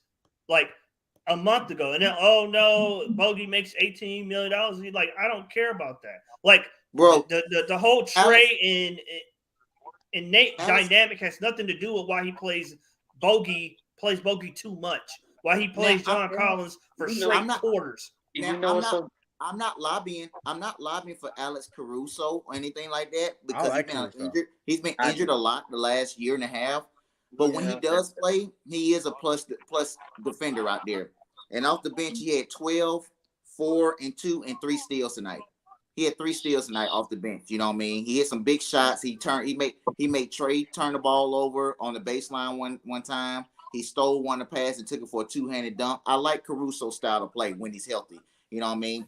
You know, somebody that would actually fit on the team from a defensive side of the house, and he can also score as well. He's essentially better than AJ, not AJ, but what's his name, Justin and and Aaron Holiday together. You know what I mean? But that's just one player. You know the name I did. Thank you. Real quick, Juan. I'm sorry. Real quick. Hold on. What, Mike? What type of playmaker is Bogey? No, that's not Mike. That's Dwayne P. No. Mike talked about AJ. AJ doesn't pass at all. Not really looking. But that's the too thing. Much playmaking, not where it can be. I don't get this. Bogey's not a playmaker. You don't need to be. Not. Wait a minute. Dwayne.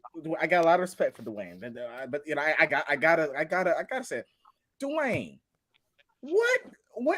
This dude is getting wide open shots. Bogey will literally shot fake, dribble around the court. He'll come right back to that same spot, then dribble around again, and then he'll take a contested shot over a big and miss it. He's been in plenty good position. The game today, he had wide open looks in the corner. He had wide open looks from the perimeter. I mean, this is just unbelievable. The shots. When Trae threw him that pass, analyst. When he I was like, take the shot. Take the shot. And Bogey, here we go. Shot fake. Put the ball on the floor. He's trying to dribble all around. I'm like, bro, what are you doing? You're not a playmaker. You're not a point guard. Okay. Like, here's what I don't get. Role player. Bogey, you're a role player. Okay. Yep. Right now, and I hate to say it because I think it's AJ, role player. JJ, role player. We have role players. Play your role, and that's what I mean when we don't have an identity on this ball club. No one plays a role. Go ahead, Marquis. Exactly. How long we've been saying we don't have an identity? All year. But people tell me we got an identity. It's the pick and roll, but we got an identity. Hey, I'm going to mention this. We'll go back to the rotation part. You're right. Yeah, we all know about Nate, man. You know we all know he trusts the veterans over the young players. That's why the veterans keep getting more playing time than the young dudes. That's why I had a certain stress that JJ didn't get out those playing time. Period. So tonight, man, and Marquis, Miss didn't get no playing time. Actually played well. I mean, and you Marquis, got like it would 2 make dudes. sense if they're not playing well, but they're AJ and JJ's playing well, and I know, and JJ that's had the the thing. best He ain't 3-week putting them stretch in. of his career, Yes, and he sat him on the bench for 2.5 games. That's the weird part of it. I know, and then also, if I'm gonna be honest, I actually kind of wanted to see Vic Krejci and also if Tyrese Martin was available. I would like to see them both on the floor I rather want to than see Brody because Tyrese. I want to see what they We can do, hadn't especially we with hadn't even seen Tyrese. Okongwu, especially with only in garbage time. But I wanted to see them both, see what they can do since we had both DeAndre Hunter out and Onyeka Okongwu out. You got you missing you lacking size. Graziers, I know he's like under 200 pounds, but he's at 6'8". Tall as heck. How do y'all feel about Trent Forrest playing over Aaron? Actually, no. I don't know. You're not a fan of Trent Forrest? I said no. You're not a fan of Trent Forrest, Juan? I like them out of Utah, but we ain't our college park ain't doing nothing with them. Hey, look, this is the 3rd year in a row that we have been actively looking for a backup point guard to trade. We still can't find one. 3 years. And Juan, you know what? Our answer is on Twitch every day, on Twitter every day. Like my comment when I say he should come back to ATL. We had a backup point. Can any of y'all guess who it is? Oh, yeah. He was here. Wasn't it DeLon? Please get him out. Don't ever bring him. Oh, was it? Dang it. What's his name? I know he's going to I remember that. Come on, Marquis. He went to Cleveland after us, didn't he? Was the dude Juan? Who am I talking about? Who you say it again? Sorry. He had a backup point guard, but he was here the Eastern Conference Finals year. Yeah, played big minutes when guys were out. And talk about was that Lou Williams? No, not Lou. I can't think of his name. Nope, Mays, not Lou. Skylar Mays. Skylar Mays. I like Skylar, but no, it's not. Brandon Goodwin. Brandon Goodwin. That's what it was. Brandon Goodwin. Yeah. This dude, he was the perfect backup point guard for us. The perfect backup point guard. He ain't no superstar, but I'm expecting to be. He played his role, and we're sitting up here. We got Aaron on the team. I like Chris Dunn too. He's a negative offensively. Wait, Anna. You like Chris Dunn, but you don't like DeLon Wright? DeLon, at least Chris Dunn is elite on the defensive end. DeLon Wright, bro, that dude. Listen, see, the only thing with DeLon Wright is that he doesn't take initiative to score enough. That dude's scared. He like Ben Simmons. Really good. He had Ben Simmons scared to score. Like that dude get a wide open shot. He looking. The most underrated player, in my opinion, guys, that nobody talks about enough is Drew Holiday, man. Because he brings it offensively every night, and then defensively, he's renowned as probably, if not one of the top 3 best defensive guards in the NBA. Well, we ain't getting Drew Holiday, unfortunately. Yeah, but I'm just saying, like, these kind of guys go under the radar, and these are the guys that win you championships, are the guys that do it all. You know, the versatility. I like Monte Moore. I like Monte Morris, but we couldn't pay for him. But I like Monte Morris. I like Monte Moore. I would trade. Gerald. He's in Cleveland. He's sitting right here in Atlanta on Twitch every day on Twitter. this dude, he's not even. This dude's sitting here waiting for a job. And we can get him. Go ahead. What did you make of the Rui Hachimura trade today? Lakers won that easily. They won that easily. I thought perfect. I thought this. I thought. By the way, let me start with the Wizards first. The Wizards got bamboozled. Yep. Okay. You get that Kendrick Nunn. Awful, by the way. He's just awful all around. Kendrick Nunn in a bag of chips. That's what they got. Kendrick Nunn. Now that second round pick via the Bulls. I like that because I've done a lot of research on this draft, hundreds of hours, and I love the draft. It's spilling over into the second round. Love the draft, but You couldn't get a first round pick back for a former 9th overall. You couldn't get a first round pick back for him. That's just not even productive. And it's not like he hasn't been productive. He's a good player. Yeah, not even a protected pick. Not even a Anyways, a protected first. For the Lakers, I mean, I think they would definitely want to trade. Are they a lot better? No, I don't think they're a lot better. I think they're slightly better. Slightly better. There you go. Slightly better. Alex, I tend to disagree because I live on the West Coast and I watch all the Laker games and I watch all the Portland games. The Lakers right now are slowly rising from the depths of hell. The LeBron James show is hold on. LeBron is playing like top 1, top 2 basketball in the world right now, first and foremost. Ever since he turned 38, he's just averaging 35, 36 points a game. That's most of the NBA. Number 2, the Lakers had 4 point guards: Beverly, Nunn, Schroeder, and Westbrook. And they were playing 2 of those point guards in the game. With Nunn and Westbrook coming off the bench, they had to get rid of one of those point guards. And I bet they're going to try to move another one of those point guards as well. All right.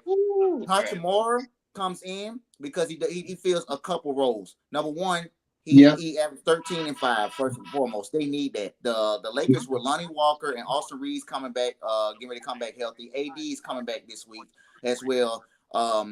They might bolster up to that 8-7-8 spot. Hold on. Rui makes the starting lineup on that team, Juan. Am I wrong? Rui would make the starting lineup 100% on that team. They already said it. They're going to start AD, LeBron, Rudy, Patrick Beverly, and when Austin Reeves come back, Lonnie Walker, when he comes back, going to be in there. That's a very good, solid starting. I'm shocked they're not going to start. What's his name? Juan? Thomas Bryant. No. They're not going to start Thomas Bryant because it gets some versatility out of the bench with Wayne Gabriel. Hold on, let me finish because I watch them all the time. Yeah. Bringing Rui in also spells LeBron a little bit momentum because Rui can play the 3 and the 4. Yes, he can. He can mix and match. When LeBron takes his early 6-minute rest, they can put Rui in there with AD or Thomas Bryant, and they also have Austin Reeves coming in as well. I don't know if y'all been watching, man. They've been playing pretty good basketball over the last week or so. They're 3-1. They were down like 25 to Portland yesterday. I thought about Markieff when I saw that. I said, "Oh boy, Portland hit it right." Thomas Bryant had 31 and 15, man. You know what I mean? So the Lakers are not as bad as they look. They've lost a lot of 1-point games this year. You know what I mean? You take 4 or 5 of those 1-point games, and right now they're in 7th, 8th place. If AD can come back, this is a big if. If he can come back and he can play top 5 basketball with Rui and LeBron still going, they have a chance to catapult. No, I. Look, just take the West. The East, the 16 East, and the West, it's reachable. My reaction to the trade was this. This made clear a couple things. I'm going to go for like 2 minutes here. Bear with me. This trade made a couple things very clear. For starters, I'm going to talk about the Wizards very quickly. This tells me, finally, okay, the Wizards are making the right decision to get rid of these assets because they suck. Okay. They suck. So it's about time that they turn this around because that team, that core, would never make it anywhere in the playoffs, right? See, I would agree with you if they trade. It's about time. It's about time that they start selling these assets to make a run at something, right? But furthermore, for the Lakers, right? You were able to get a trade to get an impact player in your starting lineup, and he is an impact player in my opinion. Somebody who could shoot it relatively well, right? He can take it to the basket if he needs to, and he tries on the defensive end, right? You can get a player like that, an impact player, without giving out those 2 prize first-round picks that you still have at your disposal. And if you want to make a run at it this year, you can use those to really get a core around LeBron, AD, and now Rui Hachimura. And not to mention, for a team that was lacked of offensive efficiency and had some struggles last year, I really like their bench core, and I don't know half these players and where they came from. Like Thomas Bryant, obviously I knew what he was about, but Wendell Gabriel, Thomas Bryant. I won him on the Hawks. You know what I mean? Like they got this bench around them. They got this bench core of players that really not a lot of people heard of, like Wendell Gabriel, who are really efficient NBA players and fit the role really nicely. So if you decide to spend these 2 first-round picks and you want to get more people around this team, it could be an actual dangerous team. It could make it. I'm serious. Especially with Russ leading the charge off the bench, it's even more scary.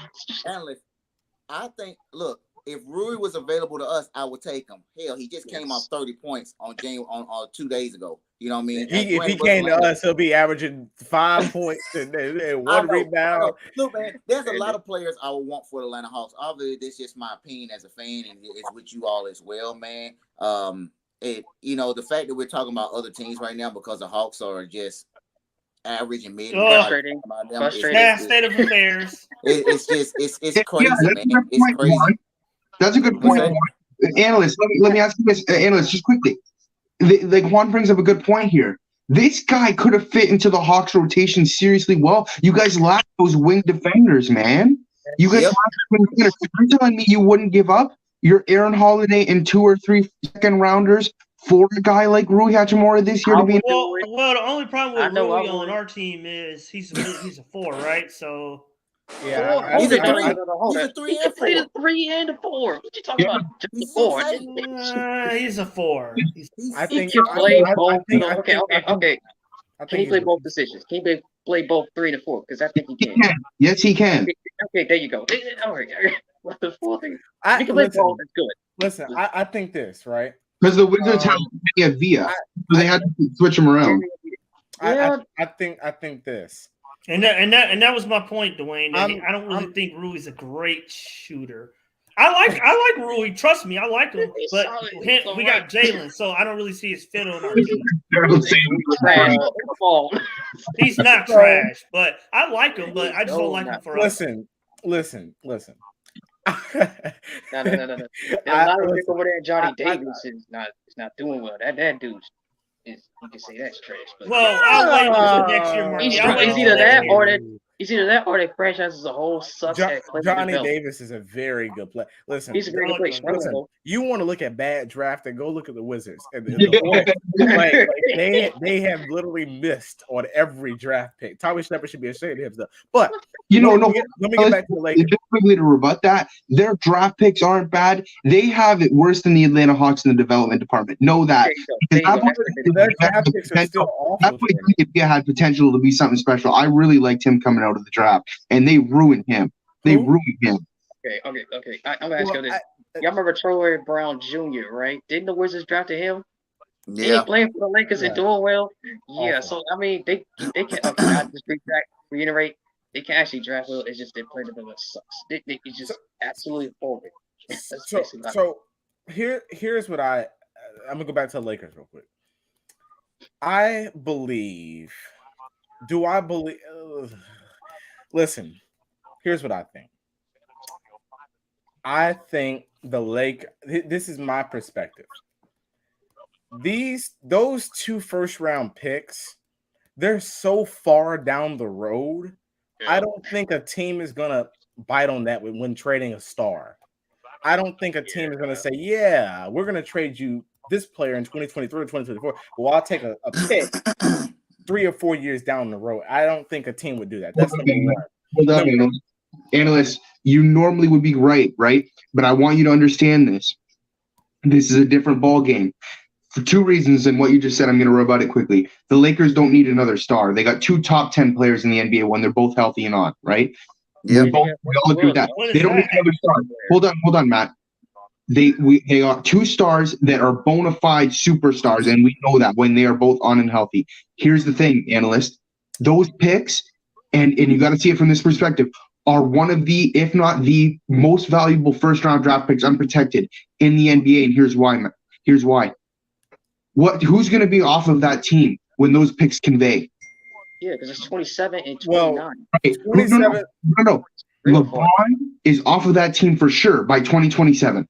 Okay, and definitely by 2029. Furthermore, they have no picks to replenish that team until then. That team in 2027 and 2029 are going to be hot trash.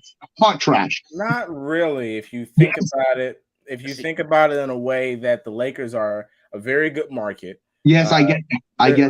I think they're going to the Lakers are not going to stay trash for too long.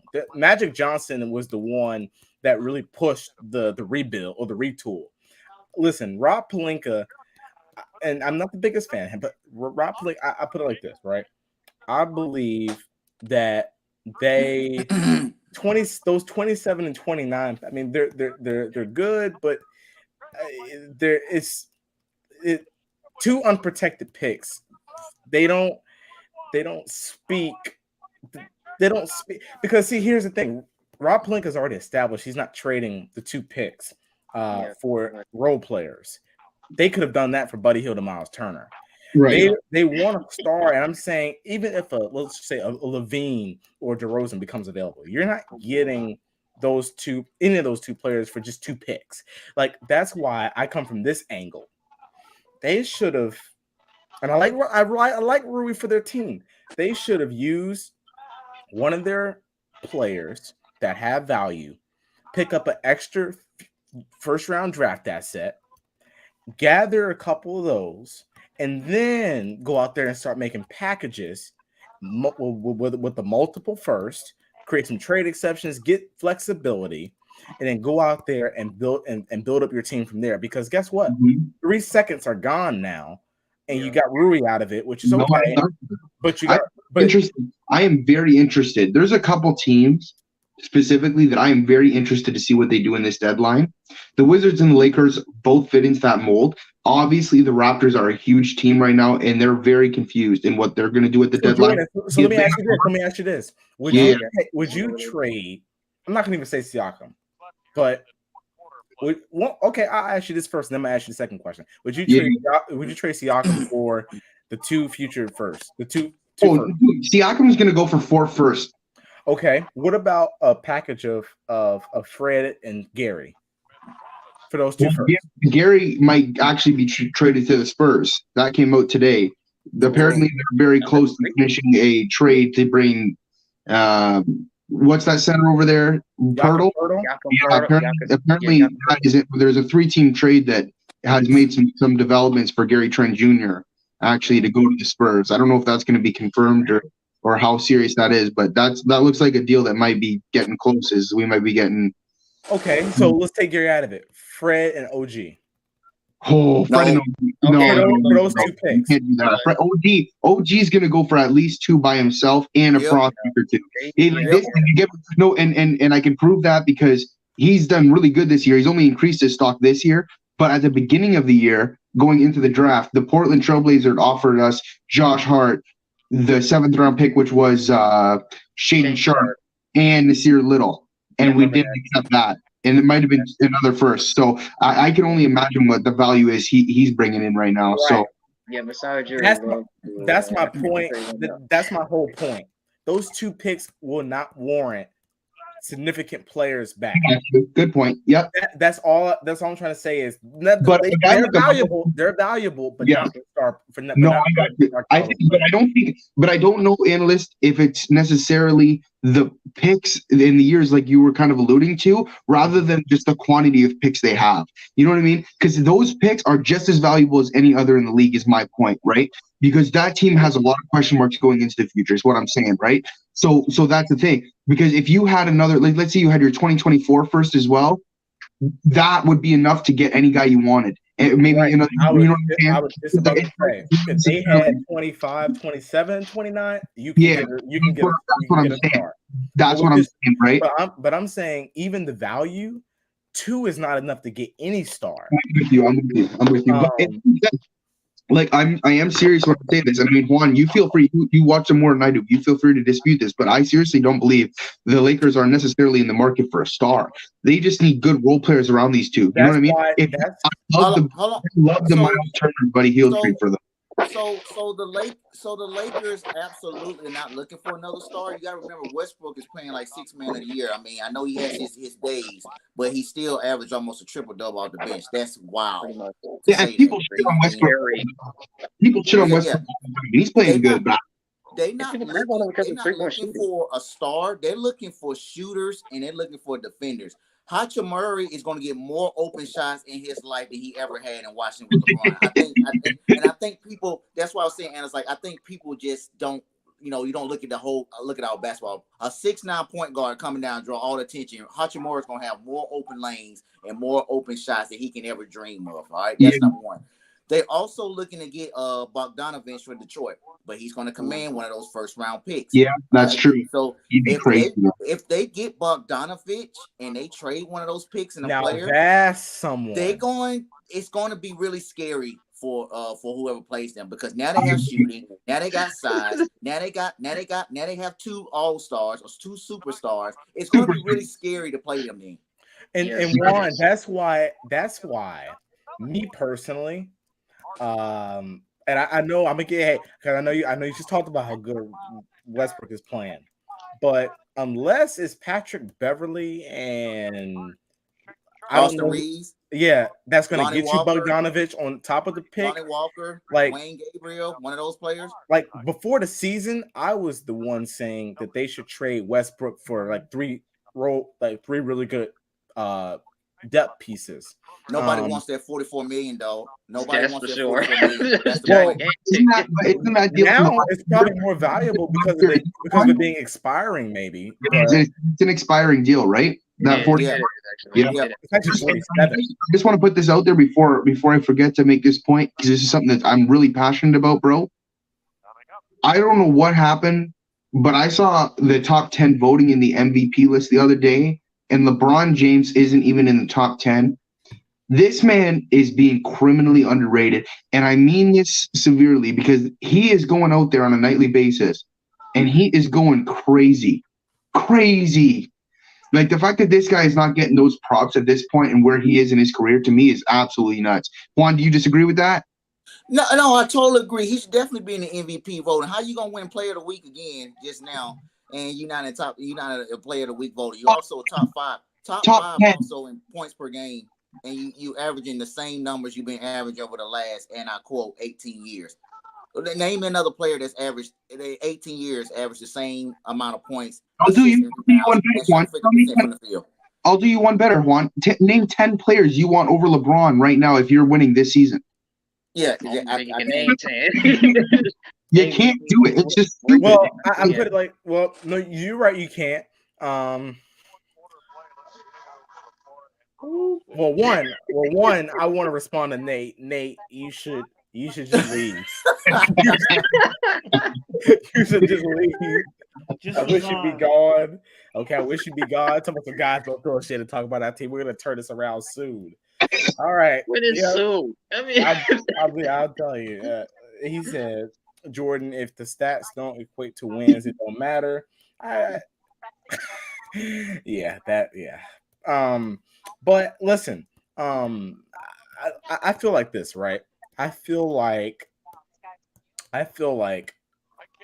with us right now, because listen, I could give you a whole pamphlet on the Lakers on how I would fix that, on how I would try to fix that team. But for us, listen, we need, and I have something to propose to the chat. Still 54 y'all in here. I have something to propose to the chat and everyone up here. I'm speaking in a sense where Trae Young has all the pull in the organization because of him being the star player, the best player, and that we're just struggling because of him. He's just dragging us right down to mediocrity. Does that mean that you trade Trae, or does that mean that you go into the market and get a better player than Trae? Analyst, before we deep diving in, and with 7 minutes left, you know good and well you can't talk about Trae because all the traces gonna go on the honors. He's the best thing since sliced bread. So you can't talk about him. There's gonna be a guy who's gonna start cutting this out. You can't even fathom the thought of trading Trae because he's the best thing ever. You know what I mean? But if we are talking about it, you're gonna have to get equal to or better. All right, because Trae is a enigma on the offensive end. He's going to give you 27 and 9 a game. So you're going to have to find somebody that's going to give you close to that, or or better. All right. Or combine that. There's one trade. There's one trade I'm making right now, and if it ever comes together, it's trade for SGA. That's the only trade I'm making, because you get back a 6'5" point guard who can score, the same as Trae. He defends. He can also rebound, and he can also assist. That's the only player I'm going with right now. If I had to make a trade for Trae. See, all the players I would take back for Trae are all untouchable. Sorry, that one with respect, like that kind of surprises me, because the way I see it, bro, is if you're gonna trade Trae Young, it's because this 2 superstar guard thing don't work, and you need somebody in your forwards or center department who's going to be that bona fide superstar or star player. You know what I mean? That's the only thing, because you have Dejounte Murray who can facilitate the ball. That's my thing. If you're trading Trae Young, you're not looking for another point guard. With all due respect, I'm Canadian. Hell, Shea's like one of my favorite players. I'm just saying, I don't even know if Shai Gilgeous-Alexander is something you'd be high in the market. First of all, OKC would never do that. We know that. But furthermore, I'd be looking for a star forward. What about like a Jaylen Brown? You're telling me Jaylen Brown? That's coming to Atlanta, hometown. I love Jaylen Brown. I would want Brown with Trae. I would put Jaylen Brown with Trae Young. He's not better. Yeah, than not one for the other. Oh, dude, I don't know. I feel like Jaylen Brown. I would definitely put Jaylen Brown with Murray, because it gives you two defensive, two-way players. Two-way players in your backcourt. Yeah, I just don't think Shai makes sense, because you don't want to trade your star point guard for another star point guard when you have a star point guard on the roster. Do you see my point? A previous All-Star point guard who's made it to the All-Star game, you're not trading your All-NBA point guard, for another possible All-NBA point guard. You know what I'm saying? If anything, I'm just gonna try to think of some names and throw them out there. So, Anthony Edwards. A lot of people say Anthony Edwards. Right. If something don't make sense, just follow it. Name some of the star forwards in the league that we're looking at. You know what I mean? Carl Anthony Towns. Yeah, I wouldn't. No. That's a center. That's a center. Absolutely. I like Cat. I like Cat though. Ain't no way in the world trade. He can take over for John Collins. Cat though, that defense. Yeah. Hey, I tell you what I will do. I'm not trading Trae at all. I'll trade Collins and Capella for Cat. Yeah, I'll do that today. And hey, I'll do that. But no, pockets. I gotta address you real quick. Number one, this first comment is asinine. You said we already drafted a potential better player to trade. AJ. Ain't no way on half a season. And then you said this. What? Oh, no. No. He didn't do injury prone like crazy. I'm not. And by the way, I love pockets. But listen, if I'm trading Trae, ain't no way we're making a lateral trade. That don't make no sense. The players I will take back for Trae are all untouchable. Therefore, meaning I'm just going to get a better player to go along with Trae Young. Okay. Listen, yeah, I got you. And guess what? Maybe, just maybe, and I know what some of y'all are gonna say in the chat. Well, Trae already mad because Murray better than Murray. He better than Trae. No, listen. Dejounte Murray.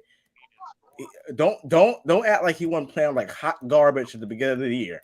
Okay, don't forget bomb on the night. We got 2 minutes. 2 minutes. Oh yeah. Night. Go ahead, y'all, because we're gonna be on the after show. I'm gonna go ahead and post the link. Okay, hold on. I haven't asked, bro. What if we're talking Brandon Ingram? And I know you guys are where you're at with Trae Young, but think about that fit on the Hawks right now. Hell no. That dude just that dude is a walking piece of that dude's a walking piece of glass. Are you? Oh yeah, he is kind of injury prone. That's the only thing. The talent is there. That's what you're saying, bro. In terms of what the Hawks could use, bro, if he's healthy on this Hawks roster, bro, that's a difference maker. Oh, we gotta do Bubba tonight. I got Nate. Not to mention, if you trade a guy like Trae for a Brandon Ingram, you're getting pieces in that deal back as well. Like you're going to be getting pieces like Trey Murphy, possibly some young guys that can really fill out the rest of the roster too. Hell like, no. Hold on, Jordan. Let's get the bummer of the night before close, because I know Damon gone. Bummer of the night, man. Hawks turnovers, bro. We got 34 turnovers in the last 2 games. Okay. Bummer of the night. Hawks energy. How you get whooped by Chicago energy wise? Seriously. Did Gerald say Damian Lillard? Okay, hold up. Damian, That's Ball is not giving him a bro. not do that, unless No Damian way. Ball, they ain't trading him away. They already acknowledged that already. So Here's my bum of the night right there.